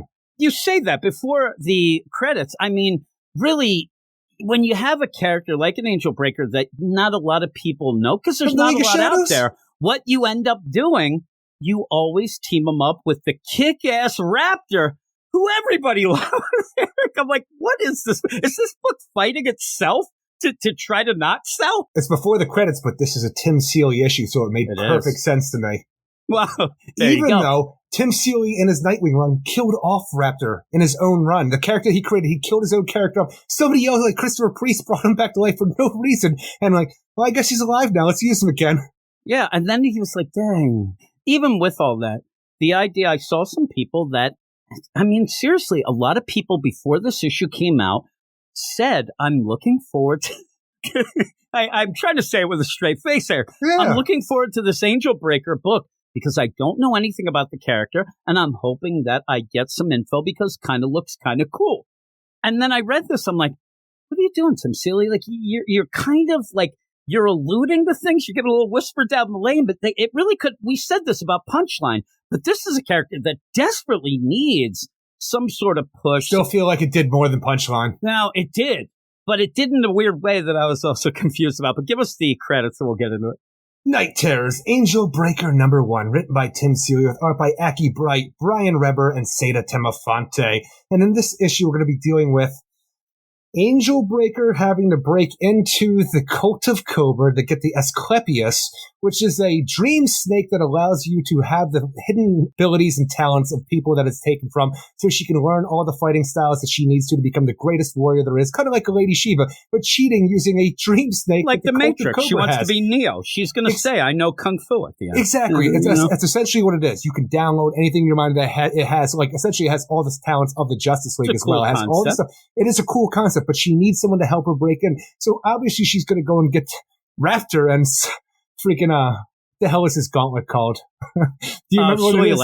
It's Soyulak. You don't even mention that. Like, you really should mention gauntlet. Things. So obviously Raptor's going to go in there and kick a lot of ass against the Cult of Cobra. And I'm like, you say this is the thing. It's the League of Shadows. Like, she's kind of outside of herself at this point in time. She's not doing League of Shadows stuff. She's all in it for herself, trying to make sure that she can become the best Angel Breaker there is. This woman that was trained by Zealot and this group of warrior women called the Coda. And has a connection with Black Canary as well. And Black Canary. Bring this up, yeah. You do this weird thing, though, but you're really pushing the Wildstorm aspect of this new character with Zealot and stuff like that. So you're doing some things like that I personally forgot about, because I remember the Black Canary connection, but Zealot, that's kind of cool when we're doing stuff. She has a connection with Raptor, a background. So I'm like, they're doing some cool stuff. And now you're tying in the Cult of Cobra, who, you know, they make the rounds in DC Comics, obviously, but I feel like we haven't seen them do anything like decent in a while. So I'm like, all right, we could have ourselves a really fun little kick-ass adventure. No. The Cult of Cobra that happened to be in that warehouse, they are dead. But the cult itself lives on, because they even have different things. With the Naha, you have King Snake, who sometimes takes over. And then you have these different things, like even Lady Eve, like, you know, she is a thing that we don't talk about very often, but she used to be a big deal in the Cult of Cobra. I didn't see her ass getting taken down by Leviathan. So you have all these, tell you, it's the Cult of Cobra as a whole, but every time they show up, there always seems to be the different factions of the Cult of Cobra. In this, then you get like Cult of Cobra Academy, which is kind of weird. Now, also, it's weird. I like Aki Bright's art. If this was a normal issue that we were just going to get a series. It doesn't work in a Nightmare deal, though. It actually throws me off a bit in this Nightmare. But even so, we're not doing Nightmare stuff for the most part. No, I'm saying in the event. This is a Nightmare event, and it comes off a little bit too anime, but I do like it. I like it if they end up having a series. I'd like Aki Bright doing the art. I'm fine with that. I want something a little bit more with a hard edge, the art style, if there's an Angel Breaker series, just for who the character seems to be, this kick-ass kind of assassin type of woman, right? Since she's part of the League of Shadows and stuff like that, and everything like we just learned about her background recently, I wanted something with a little harder edge. I don't mind the way this book looks. Actually, the kids look way more anime than anybody else in my mind. They look like straight up Gotham Academy stuff. They do. Like that. It looks like really manga stuff when you have the kids show up. But I like the way everything looks, but for some reason, I hate the way that they draw Raptor because he has this fat, stupid face and like his body's so just kind of like dummy thick at times. Like this is a weird, stylistic, very exaggerated Raptor here. It is. Everything's a little bit stylized and over it. I like when he first shows up, though. It looks pretty cool. But even when you go... It sucks to see, though, like, you know, I say sucks, but like just the idea because of who the character was, even though he never made a big splash in my mind to you or me or the rest of, you know, DC Comics fans. But the idea that he is so down on his luck, he is just pickpocketing people in the streets. This guy who was going to be better than Batman at one point when he first hit the scene in Nightwing back in Rebirth, now he's just picking pockets to get by. Guy's got to live. Guy tried to get in that fighting tourney. He's all over the place. The funny thing about this is I'm going to do a little bit of a play acting here, Eric, because at one point, I think this might be the most important book in all of the Night Terrors. When they end up talking and you end up having Angel Breaker, I'm being you. Angel Breaker is like several months ago, the Cult of Cobra developed a device called the The Asclepius, the Dream Snake. Harnessing the power. The Asclepius. It doesn't come off the tip of my tongue. It doesn't. Asclepius does not work. Yeah, it should have been something better. Harnessing the power of the legendary Dreamstone and its user, John D., it could access any mind in the dreamscape, any thought, any memory, any skill. Yeah, you end up having Angel Breaker going after it for the fighting skills, but the idea that if you get this and you actually can go through dreams and all that, it really feels big, and I think it was by accident. So do I. I think it was by accident, but it could have been something like love the really, idea really of this artifact huge. too. Yeah, I think that it's pretty cool. I just love having like downloaded things. This would have been a really cool concept to have like all the fighters in the world, almost like what they were going to do with that fighting tournament on Lazarus Island. But instead, they're all after like it's a mad world trying to get this thing to be the biggest fighter would have been really cool. But I don't mind, you know, Angel Breaker's like, I want to up my ante. I want to, you know, be the best of the best and get in. But then there's that weird play where she's like snuggling up to Raptor. And I don't hate this issue. She doesn't feel like that character to me, like out of nowhere, this hard edge character that seemed like this badass through and through, where all of a sudden her and Raptor on a plane about to like, you know, be flown over their destination for the Cult of Cobra. And they like, you know, okay, we'll get some time to kill. So I'm going to take a nap. She just snuggles up on his chest. Yeah, and like, that's a weird play. All right. For one thing, I understand that you guys might have a past. Raptor doesn't seem to like you very much. But I know you guys have a past, but he's also a dirty leper. What the hell are you doing? He's a leper, Eric. Jesus criminy. Get out of there. I mean, you're going to taking your life in your hands, Angel Breaker. He's going to be like, you know, he's like a left fielder, and he's going to drop a ball. Holy moly, Eric. Remember, I have a lot of leopard jokes. I'll get canceled. But in that, I wish, because we don't know much about Angel Breaker. She is a hard edge. Here, she doesn't seem it, right? No. I don't like the cuddling up to the leper Raptor. Because I know for a fact you would not eat food that the leper Raptor would give you out of the window of McDonald's. There's no way. You don't know if that's a fry. And seriously, don't eat barbecue, right? The guy placed his hand on the dead body of Deathstroke. Deathstroke was dead, and his healing factor kicked back in to bring him back to life because of this dirty-ass leper touching him while he was dead. He's not only a leper. In that Soilak, which at some points can read minds, Eric, also ends up having like 18 different vials of people's blood. I don't know where he got that shit. He has shit there. It's awful, but I don't mind. Honestly, the less we say about Soilak, the better at this point in time, because whenever we did mention it, it was awful. I know. Nobody even knows what we're talking about. It makes us giggle. We barely do. The idea of Angel Break, well, it fits right in this event then, right? I mean, you might find out that the Nightmare Stone's actually Soilak. Honestly, if it's in there, I believe it. And the thing is, Soylek still, every time, it sounds like some sort of baby formula. It drives me nuts. It's the worst name ever. I don't mind Angel Breaker showing a little of the soft, not with Raptor, though. I wish that you would have saved that. And when she busts in to the whole deal with the Cult of Cobra, there are kids there. And she's somebody who, probably was, abused and whatnot. I'm saying, smacked around a bit. I don't know. Yeah, but the idea that she was forced into, that she would feel, and show that tenderness to the kids, maybe. The kids, David, but not cuddle up to it. It was a weird play. It was very odd. It threw me off. Also, I love the idea that you have these kids, right? One of them that looks like, I don't know, Wallace West, but still, you end up having all this going on. And I love that they're waiting to see the woman, right? You end up having her, Lady Menon. She's coming down. I love that they are horned up little kids that when you get the panel, I'm saying it's through their point of view, they're just looking at her boobs. I thought that was hilarious there. They really are. But they're kids. They're this thing is curious. outside of the Nightmare wave and everything that's Night Terrors related to this. I'm telling you, I like the idea where, we just have Angel Breaker. She needs to get this artifact to be the best freaking killer that she can be and learn all the fight. I'm telling you, it just reminds me of Lady Shiva, and I love that idea. Where you have this, and she wants to be better than Lady Shiva. She wants to have all the fighting styles she can down on her mind so she doesn't have to spend all these years with all these different masters trying to fucking be the best she can be. Needs a thief for Raptor to do it. But they're both going into this. We have this background situation at the Cult of Cobra Academy where you have these young adepts who are the next to the leaders of the Cult of Cobra who are supposed to be be watched, but also keep an eye on them so they don't do dirty stuff. Well, not dirty stuff, but kids. I don't even know what that they're means. Looking at bad boobies. Stuff. But anyway, you have their head mistress, Lady Menon. She has the Dream Snake. She is constantly taking all of her time away from the Cult of Cobra to be in there by herself to have an audience because the Kali Yuga, the god that they all worship, it doesn't talk back. But with this Dream Snake, she's able to actually look at the Justice League, all these gods and aliens, stuff like that, and be inside the minds of them, have an audience with these gods. Yeah, And, it's like actually, she's playing VR. It's like going back to the next generation of Star Trek, where you had Yeah, don't do that. Don't go back. No, but where you had freaking I always want to call him Broccoli because that's what they called him, but now I can't remember his real name because we're having a real conversation. No, not Worf. But anyway, you had this character that became holodeck obsessed. He was always spending he was an addict, and they had to get him out of there because his real life sucked, but he was always spending all his time in the holodeck. And that's essentially what she's doing right now, to the point where with the young adepts, one of them is actually working for Lady Eve, the head of the Cult of Cobra, to figure out what the hell she's up to, if she is doing all this, Dream Snake bullshit. So we have all this background outside of the nightmare, the night terror stuff, and then outside of what Angel Breaker and Raptor do.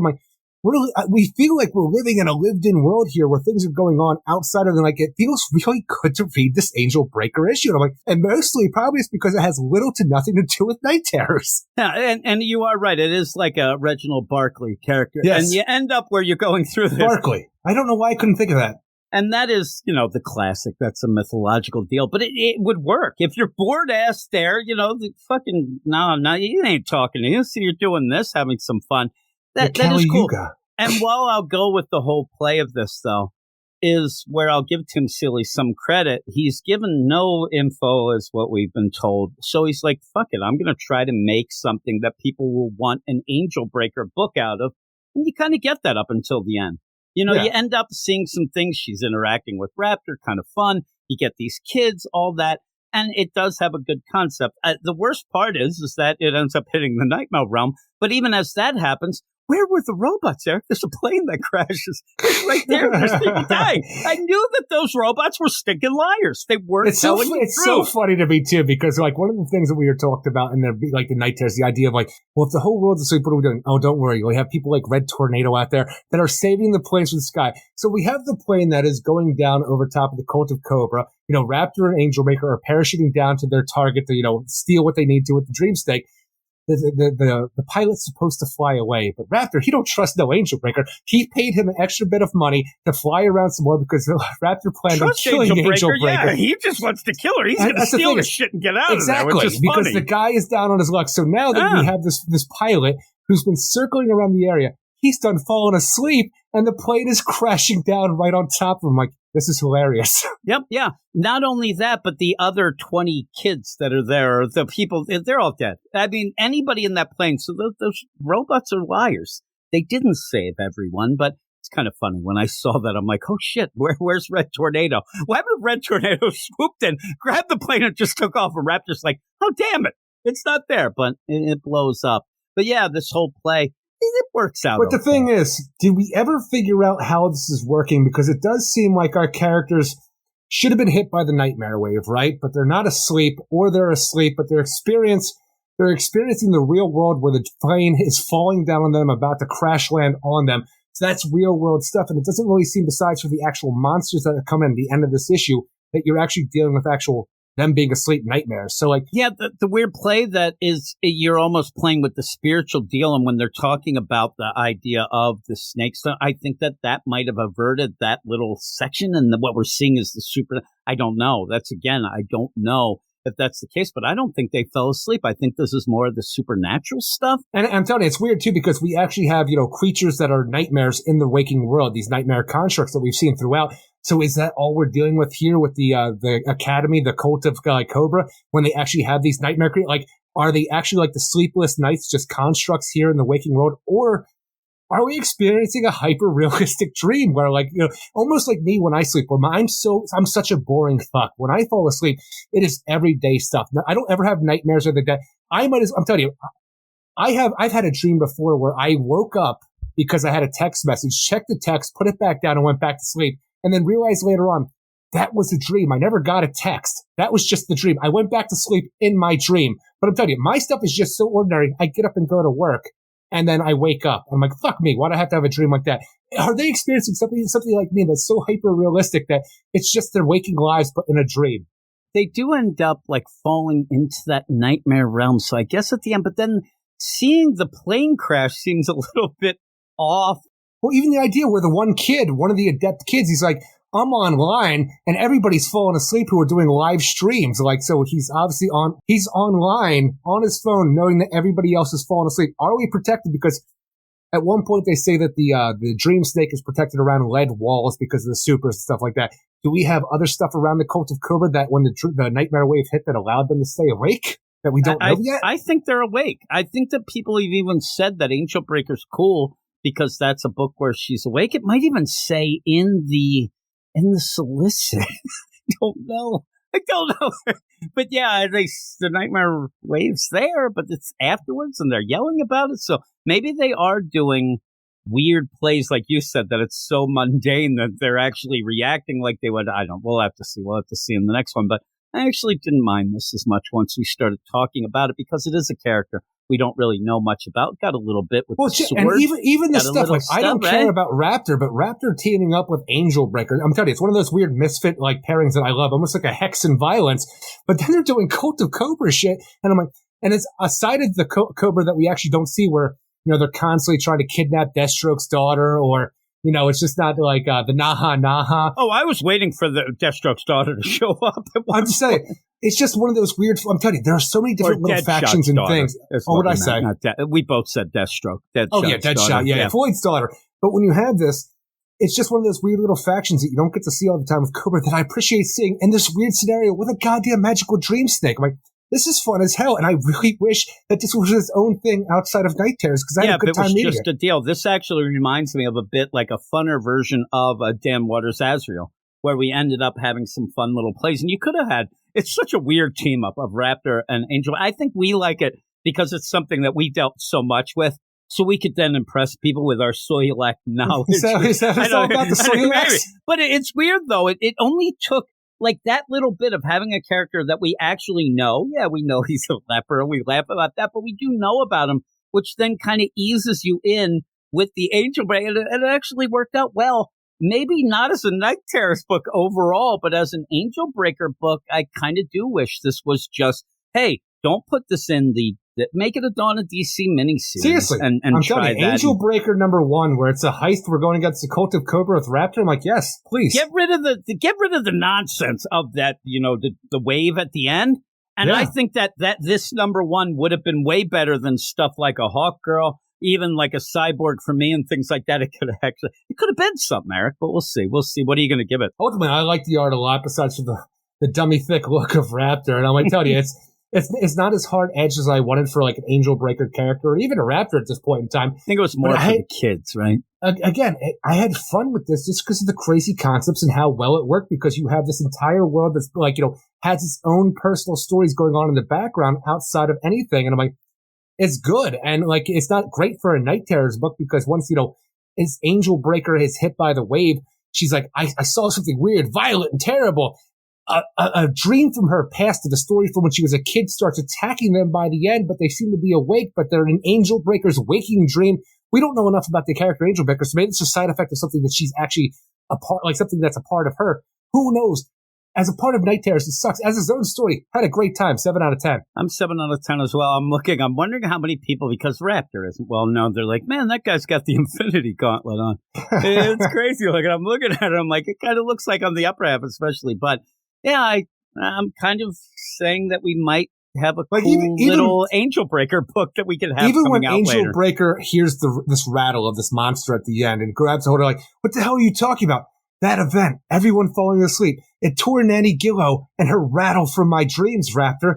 What if the evil that only I can fight, that I have to train for a lifetime to stop, what if I created it? So from the last little bits of Angel Breaker talking here, it seems when the Nightmare Wave hit, it tore a nightmare out of her mind and put it into the waking world for where they are in the Cult of Cobra. Don't have any idea how that works with any of the rules. It's the first time I've seen any of that shit, but had a fun time reading it besides for that. Yeah, it's upsetting me now that this isn't just a normal book, that it is a Night Terrors deal, because I think it could have been pretty cool. And I like that idea where she's like, hey, Leah, I'm kind of doing this on my side. I'm going to go get Raptor. It's a lot of stuff like the Cult of Cobra we don't see a lot. So it is and even cool. And even the parts we do see, this is a different aspect of the stuff, because like, the stuff you do see, this isn't it. And I love when you get to have those different aspects of Cobra, even though it is like, we saw Leviathan kill a faction of the Cult of Cobra. We see the one going after Deadshot's daughter all the time. You got King Snake saying he's the fucking grand master of it all at some time. You have and then you have, kids are supposed to be the next Naha. You have all these different ideas that people play with. And this is just one with Lady Eve. But Lady Eve's not even really in it. She's off doing something else. And you have another part. Adept Cole is her little mole there. And I like that they could go to Adept West and say, can you get in some radio signals on those ears? Jesus Christ, those things stick out. But I did like it. I did like it. We're both 7 out of 10, but we're going to finish up with probably not a 7 out of 10. I'm not going to speak for you, Eric, but I don't know about this book. It is the Night Terrors Harley Quinn #1, written by Teenie Howard, art by Hayden Sherman, Treyona Farrell, and Steve Wands, and pretty much Teenie Howard's it up here, and it's barely even readable in my mind. I mean, there's shit happening that doesn't even make sense. This is a Night Terrors Harley Quinn issue, right? And before we got into the Nightmare realm with Insomnia and all the nonsense that we were dealing with that, Harley Quinn has been dealing with other nonsense where Teenie Howard decided that she has multiversal powers that can do all this stuff. Lady Quark, an extra multiversal being, has decided that I have to kill Harley Quinn if she keeps fucking with the multiverse, because I can't have that, because for some reason Lady Quark's brought it upon herself to be the protector of the multiverse in this book. Now we're in the Nightmare realm, and Harley Quinn has to go inside, pretty much outside of the Matrix, to go to a debug room where she can play the multiverse like a video game and then go anywhere she wants in the multiverse, because she has the multiversal guidebook. For some reason, Teenie Howard hasn't realized that ever since Dark Crisis, the Infinite Earths have been reinvented, brought back. So the multiversal guidebook that we had, a physical copy in real life and the one they have in the comic books, because it's a very Grant Morrison meta thing, that doesn't work anymore, because that was only 52 Earths. And a lot of those Earths were changed. And again, in the story, what Teenie Howard wants to do is she's so heavy-handed and just wanting to make this a video game-esque thing. She keeps like, oh, the debug room? You mean where I can go and add things in the debug room? Where I can go and fight this in the debug room? I'm like, we get it, but it doesn't make sense. Like, in this book, it's also pushing that idea of, now, really, all you had to do in this, because Harley has been jumping back and forth in the multiverse, that maybe the wave hits while she's in the multiverse. When she comes out, she does whatever. But all this really ends up where playing she is, though.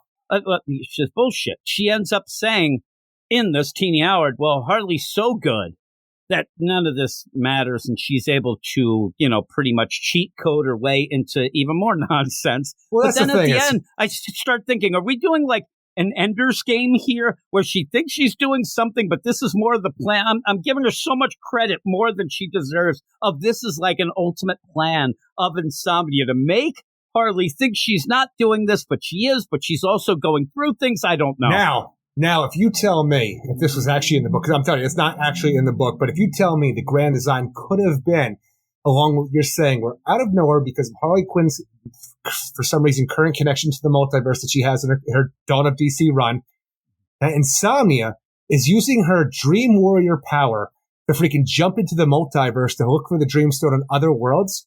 That's what I was thinking it was. But that is not what it is. That isn't, and that's the problem. And again, I thought that it was going to play, like I said, like an Ender's Game, where Harley thinks she's just goofing off and doing this, but she's actually fighting the main war here, that she is going, because at some point, Insomnia realized, almost like going and tying into what happened at the beginning, for some reason, Wesley Dodds mentions talking about multiversal stuff, time travel and multiverse, and that would have been something where Insomnia realizes, oh my God, I also have to scour the multiverse. Who better to do that than Harley? She's crazy. I can do her. Until she recently, won't know. I can tell you a lot of different people.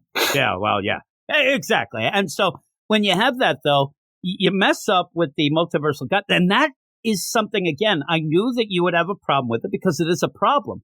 That's when I started thinking, though, like, they're duping her with it. This doesn't mean anything. And they gave that to her as a way to make her think that something was real and that, but it's not. And she has this way.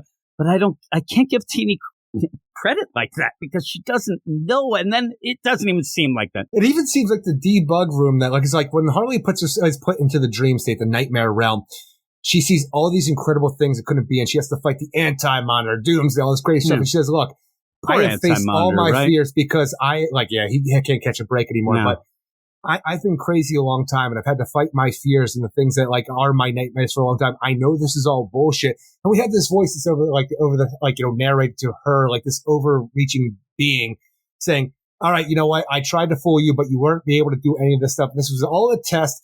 And I need you to, you proved yourself the best person for the job. I need you to go here and check out this multiverse. You can go and do whatever you want. Here's a multiversal guidebook and the computer to the multiverse. You can put yourself wherever you want to go. And it seems even that they have the debug room is actually the Rock of Eternity for the way it's presented here. And I'm like, that's a weird choice too. But ultimately, for your Harley Quinn Night Terrors issue, it's like, all right, I can figure this stuff out. When we page through this book, I'm going to go to the pirate universe. Oh no, the pirate universe isn't great because the Justice League doesn't think I'm a good guy, but I am a good guy. Well, I better get out of here. I'm going to go to the Red Rain universe. Hey, Harley Quinn, you're the best ever. You're here. You can kill us because we don't want to be vampires. Oh, I don't want that. Well, it turns out as I'm paging through this multiversal guidebook where I'm a member of all the Justice Leagues of this team that being a part of the Justice League is my real nightmare. Oh, no. It was everybody else's when she'd show up all the time, seriously. Too. Right? But when she was in John Kent's Justice League at the beginning of Dark Crisis when people lost their mind. And so when you get this, the weirdest play, though, is that I'm telling you, I could try to make it work in a way that this could be the biggest book out there, that this could solve a lot of things. This could be, but it's not. We know it's not. And when she ends up doing, like, just the idea that after what looked like to me the setup of, oh my God, she's being duped, Insomnia's doing this. And then you just go off the pirate world. Then you go to Red Rain and it's just nothing, right? Going along with our theme, that we see, at least I see Freddy Krueger and everything we're doing with Night Terrors because it's all I could think about as soon as it was announced with, everything that was solicited. If you want to go along the lines of horror movie talk as analogies for what we're dealing with your concept, which it could have been a cool concept because even though I don't like anything to do with Harley Quinn being involved with the multiverse or having multiversal powers for whatever reason, that's her current status quo, and I can't do anything about that. So let's say that we have to deal with that going in because that's what T.D. Howard's doing. And if we have Insomnia playing this overarching game where he is using this connection to check the different multiverses, hey, go here, because he's using this to, check people's minds for the Nightmare Stone. Fuck, he can even find multiple Nightmare Stones in different universes. Who fucking knows? But it goes along the lines of what we had in Nightmare on Elm Street 3, The Dream Master, where in the beginning of that movie, you only had 3 original Elm Street kids left who survived Nightmare on Elm Street Part 3. And Freddy kills them when he comes back. But he needs Kristen, who has the ability to Was it Manny, Mo, and Jack? It was Joey, Kincaid, and Kristen. But Kristen had the ability to pull people into her dreams. That was her big thing from Part 3. In part 4, Dream Warrior. she gets killed, but before she does, she brings this other girl, Alice, into her dream, who has nothing to do with the Elm Street kids at all. And when she dies, her power goes into Alice, who then doesn't know how to use the power. And Freddy uses her to bring other kids into the nightmare so he can kill them and get their souls. So it's along those lines where, like, you know, using this to, like, go to the different places that don't have access to. And that's all I can think about. Oh, I kept thinking Dream because, Master. and I'm telling you, I think that what Teenie Howard's trying to impress the kids down at the local arcade, right? Where she's like, hey, I need you to do the speed run. Oh, I know what a speed run, you know. But what I wanted out of this was this voice, who we don't know what it is. It's like, and then at the end of each and she level, thinks it's button low at times. Yeah, she says that. But then she's like, why would I do that? Well, at the end, you end up collecting like something, you know, the gem. Say something that'd be a video game-esque type deal where she would go through these things looking for this magical, it's actually the Nightmare Stone that he's sending her. She does not know, but that's a very video game-esque thing that she would go and play. Oh, I get this. I'm going to do it. Here we go. And then at the end, I mean, if it's not going to matter, at the end, she just, and even played. She gets to a castle, wrong castle. Oh my. And then we go off and do, you know, goofy things, but still, it could have been a cool concept that she's being duped to go scour the multiverse to find things. And the weird play of this is it's almost playing the idea where you have, it's Harley, she's so crazy, and all her nightmares and dreams, all that she can't be but the Joker is in another book, so it doesn't work for me that way. But at the end, I wish that it was, she was getting duped. And even the idea where it's an older multiversal guidebook because, you know, Insomnia, he's not up with the times, he's been in a coma, Eric, so he points that, he could have made it work, but at the end, it's just nonsense. Terrified, though, outside of Night Terrors, because of what Scott Snyder did during Metal and Death Metal, the idea that the multiverse can, like, you know, fix itself because they kept destroying the freaking different worlds in the multiverse. And I always hated the idea that it would just fix itself because that means none of the stories that we ever deal with ever matter. They're always set back to a status quo and nothing ever changes. I hate that because I always want the worlds to feel like they continue on after we have our adventures and there's continuity there. But every time you say, oh, it fixed itself, it means that nothing mattered. It makes it mean nothing, and that's what they do. And Grant Morrison himself hates the idea of them killing off characters. Well, it's the worst, like that. Because you have all these great things to play with. Why would you fucking ruin the toys in the sandbox and nobody else can play with them anymore? But when you have the situation when Harley's jumping to these different worlds, and at the one point, the Red Rain universe is like, you tried to fight us and you were the best. And like Harley's like, I'm not having fun anymore. She runs out, she's like, what the fuck was that? What's happening here? And the voice, it's like, you've changed things, it seems. What? You said this wasn't real. That doesn't mean that the multiverse cannot see it and adjust. You may have convinced reality that you're quite useful to the Justice League indeed. So the idea I'm sitting here, I'm like, don't you tell me that the multiverse fixed itself to where Harley Quinn's the greatest thing ever and part of all the Justice League's the multiverse, because stop fixing yourself that way, multiverse. That would be great.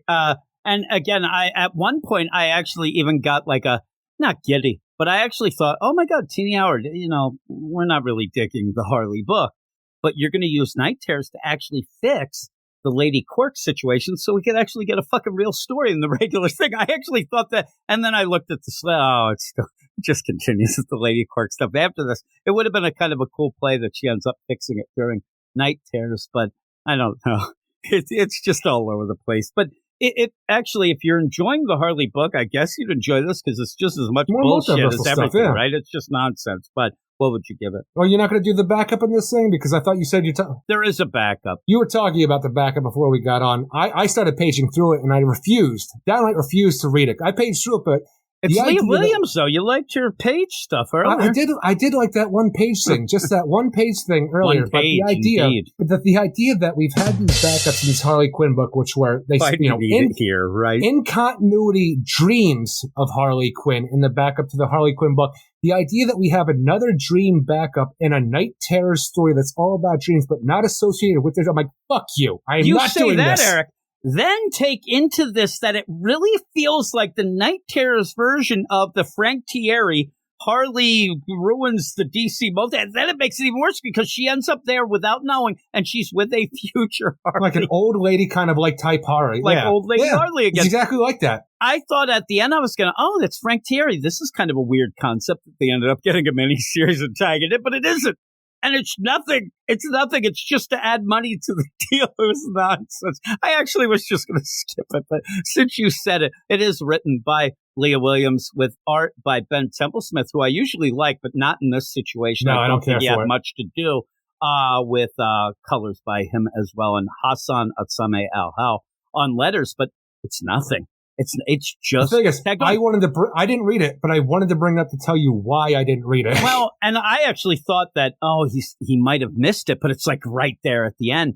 I actually thought that if you were going to play this up and you're going to have a backup, which is bullshit, you should have done a backup with Bud and Lou connected to the backup in the one before, or do something that was connected a bit, not just throw this shit in for no reason and just have, hey, future Harley, I don't know why I'm here. We were doing an interview. And then they're playing arcade games out. And they really messed up because they should have played Bloodsport right there. It would have been great. I sent you a picture I made. Sure that did. I thought it would have made things a lot better. But overall, it's such a weird play, though, to see an old lady Harley when we just...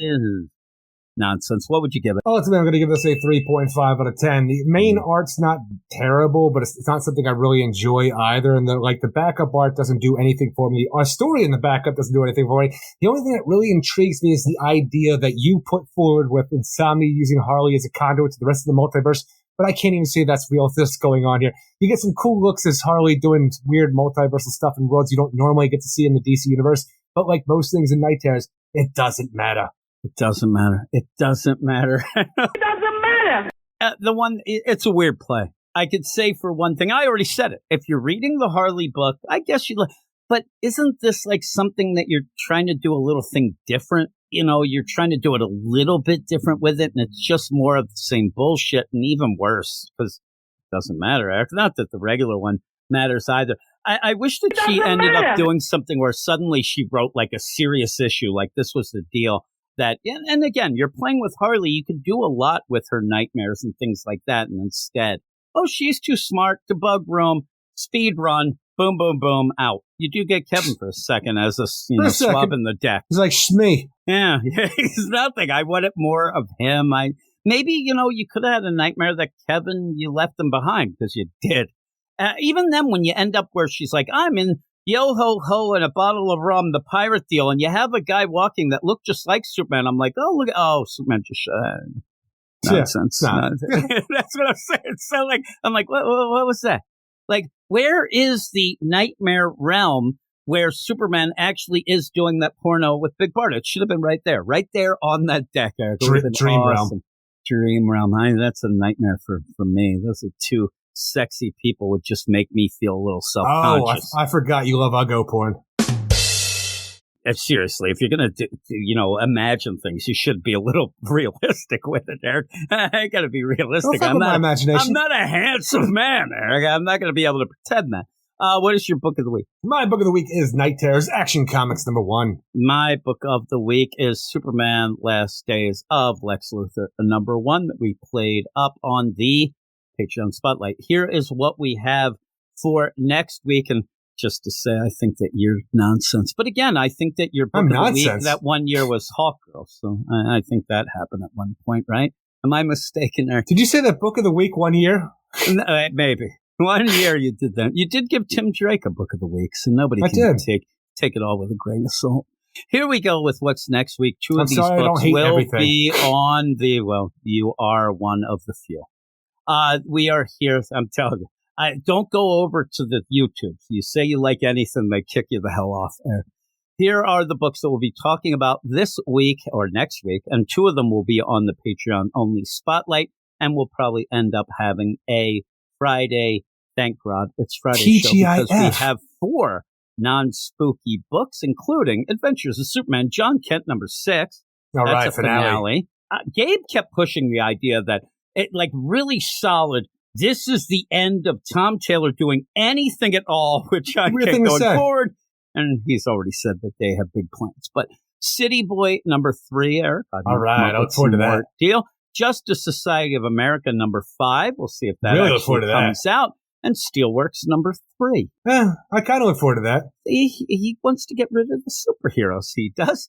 And then of the spooky books, we end up having Night Terrors Batman #2.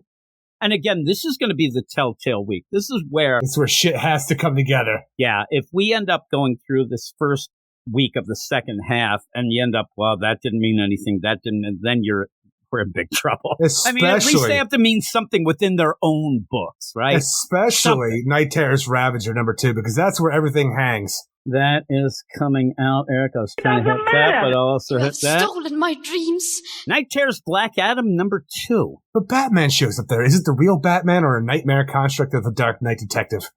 Who knows? Who knows, Eric? Or is it Deadman in Batman's body? In the dream world. In the dream world. Why not? Is it the debug room? Night Terror's Poison Ivy #2. Oh. Are we in Poison Ivy's suburban nightmare dream, or are we in freaking Janet from HR's nightmare? Or are they sharing? It's Poison Vision. That's what I call it. Poison Vision. Night Terror's Ravager #2. Most important book coming out. Will Deathstroke be resurrected in the nightmare realm only to carry over or crossover into the real life? At the end, you'll have the end, ? Or never the end. Or come back in this issue sometime in the next few months. And then you get Peacekeeper 01. I was going to mention that when we were talking about the Brave and the Bold. When they do spell it out that somebody's saying it and it's the 01, to me, you almost have to say that. But you also end up having Night Terror's the Joker #2. Can he get it done at 9 to 5? Can he survive? I'll give you one thing. That at least How did that end? Do you remember? Oh, you know what? I actually do care about that, because the idea that he has Batman's dead body in his closet while there's another Batman running around Gotham. Remember what I said was going to happen? Because he's just going to. And you said, what did you say that he was going to get somebody? Like what were we arguing about? No, we were talking about the idea that freaking Gaggy was going to be the one dressing up as Batman to get Joker's attention back. Yeah, and I said that I think that the Joker's just going to take that dead body and pretend that he's Batman or something. I don't know. I look forward to it. I didn't like the overall nightmare, but that concept alone, I'm like, it might not be bad by the second issue. That book did end up having Insomnia in the actual nightmare, but he kept calling him Mr. D because he's in John D's. But that whole thing gets obscured of, is that actually just, because it is John D's body. It's just nonsense. Some weird face paint. Yeah, I don't know what happened. But that's that. That's the spooky books. 5 spooky books. We'll see. It's the second half. We're going to come out at halftime. New game plan. Things mean something. We're going to regroup. We're going to Moneyball. No, we'll see. Yeah, the real Moneyball maybe. But with all of that, if you want to hear what we're talking about, me and Eric had a bit of a colorful discussion about Mr. Baseball on our Patreon Spotlight. So if you want to listen to that and the upcoming 2 books that'll be picked, which I would think will be Justice Society and City Boy. No, John Kent JSA. Yeah, I don't know. That John Kent, I think people have forgotten about that book. We'll see. Finale. But before this, Jim, what is the finale going to be? Hey, you know what Injustice is? Pretty bad. Unless maybe John Kent makes it so it isn't. Maybe Daddy Clark Kent will turn the cheek, because John Kent has been a good force in his life. Seems like a lot to go in one issue, but... He really said no. We talked about we still have to get freaking Red Tornado and Valazad out of the Phantom Zone. I think they're stuck there. I don't think we're getting them out. Before we get to the end, just remember that make sure you go out there and pick up Batman the Brave and the Bold #3 for your speculation that the first appearance and origin of Mr. Baseball will be worth so much in the future. Everybody who needs doesn't want that? I mean, that left me in stitches. My goodness that book gracious. was a home run. Yeah, right now. That was a foul ball. I ended up where I was thinking of all these different baseball puns that were and I forgot them all with it. But yeah, all that nonsense. Yeah, speculators unite. Eric was yelling for speculators to unite around Mr. Baseball, but called them influencers, which made me think that I was going to get on TikTok and dance. We didn't know what we were talking about. Terms and words are hard sometimes. It is funny when I ended up, because you end up right away, and we didn't talk about it. You're like, I really like this was bad. I started yelling at you. And you go, all right then. And then just kept talking. But we came together at the end. We agreed. I still think Mr. Baseball is a fun idea for like a lower tier Batman villain in the future. I ended up, I think my idea was a lot better than I was going through in this. And it could still be that in the future. I don't think that you can expand on a character. I don't think you wouldn't evolve a guy in something that already they seem to have evolved. His psychosis has expanded. I don't think he's got that much psychosis. They just play it off as he's a real big fan of the baseball. That's it. They got annoyed because he talked a lot of baseball. I needed him to be so obsessed that he just couldn't get past the bait. And it's not the case. He's just like, hey there. He walks around with a bat. Nonsense.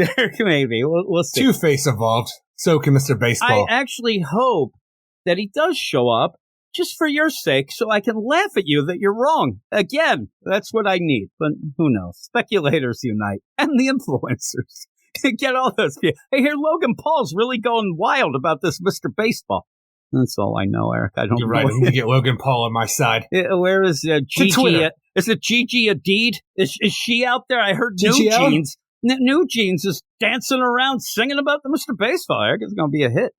Oh, good. Big hit. I don't know who these things are, but sure. Those are K-pop. See, you got to get down with the kids, David. I don't want to get down with the kids. That sounds weird. 2 of those books, like we said, will be on the Patreon. SpotlightPatreon.com/WeirdScience. Look for all of that, including my new podcast that I said earlier that I'm doing, a Miller World. It's Miller time, Eric, a podcast with the Miller World stuff starting with their official reading order, starting with 1, which is very over the top. I actually, for the first time, I actually had to give a warning before and said, this is going to get sexy and it's going to get dirty. A lot of bad language here. So sound like you on your honeymoon. I had to warn the kid. I wish. It was more yelling and crying, and both from me.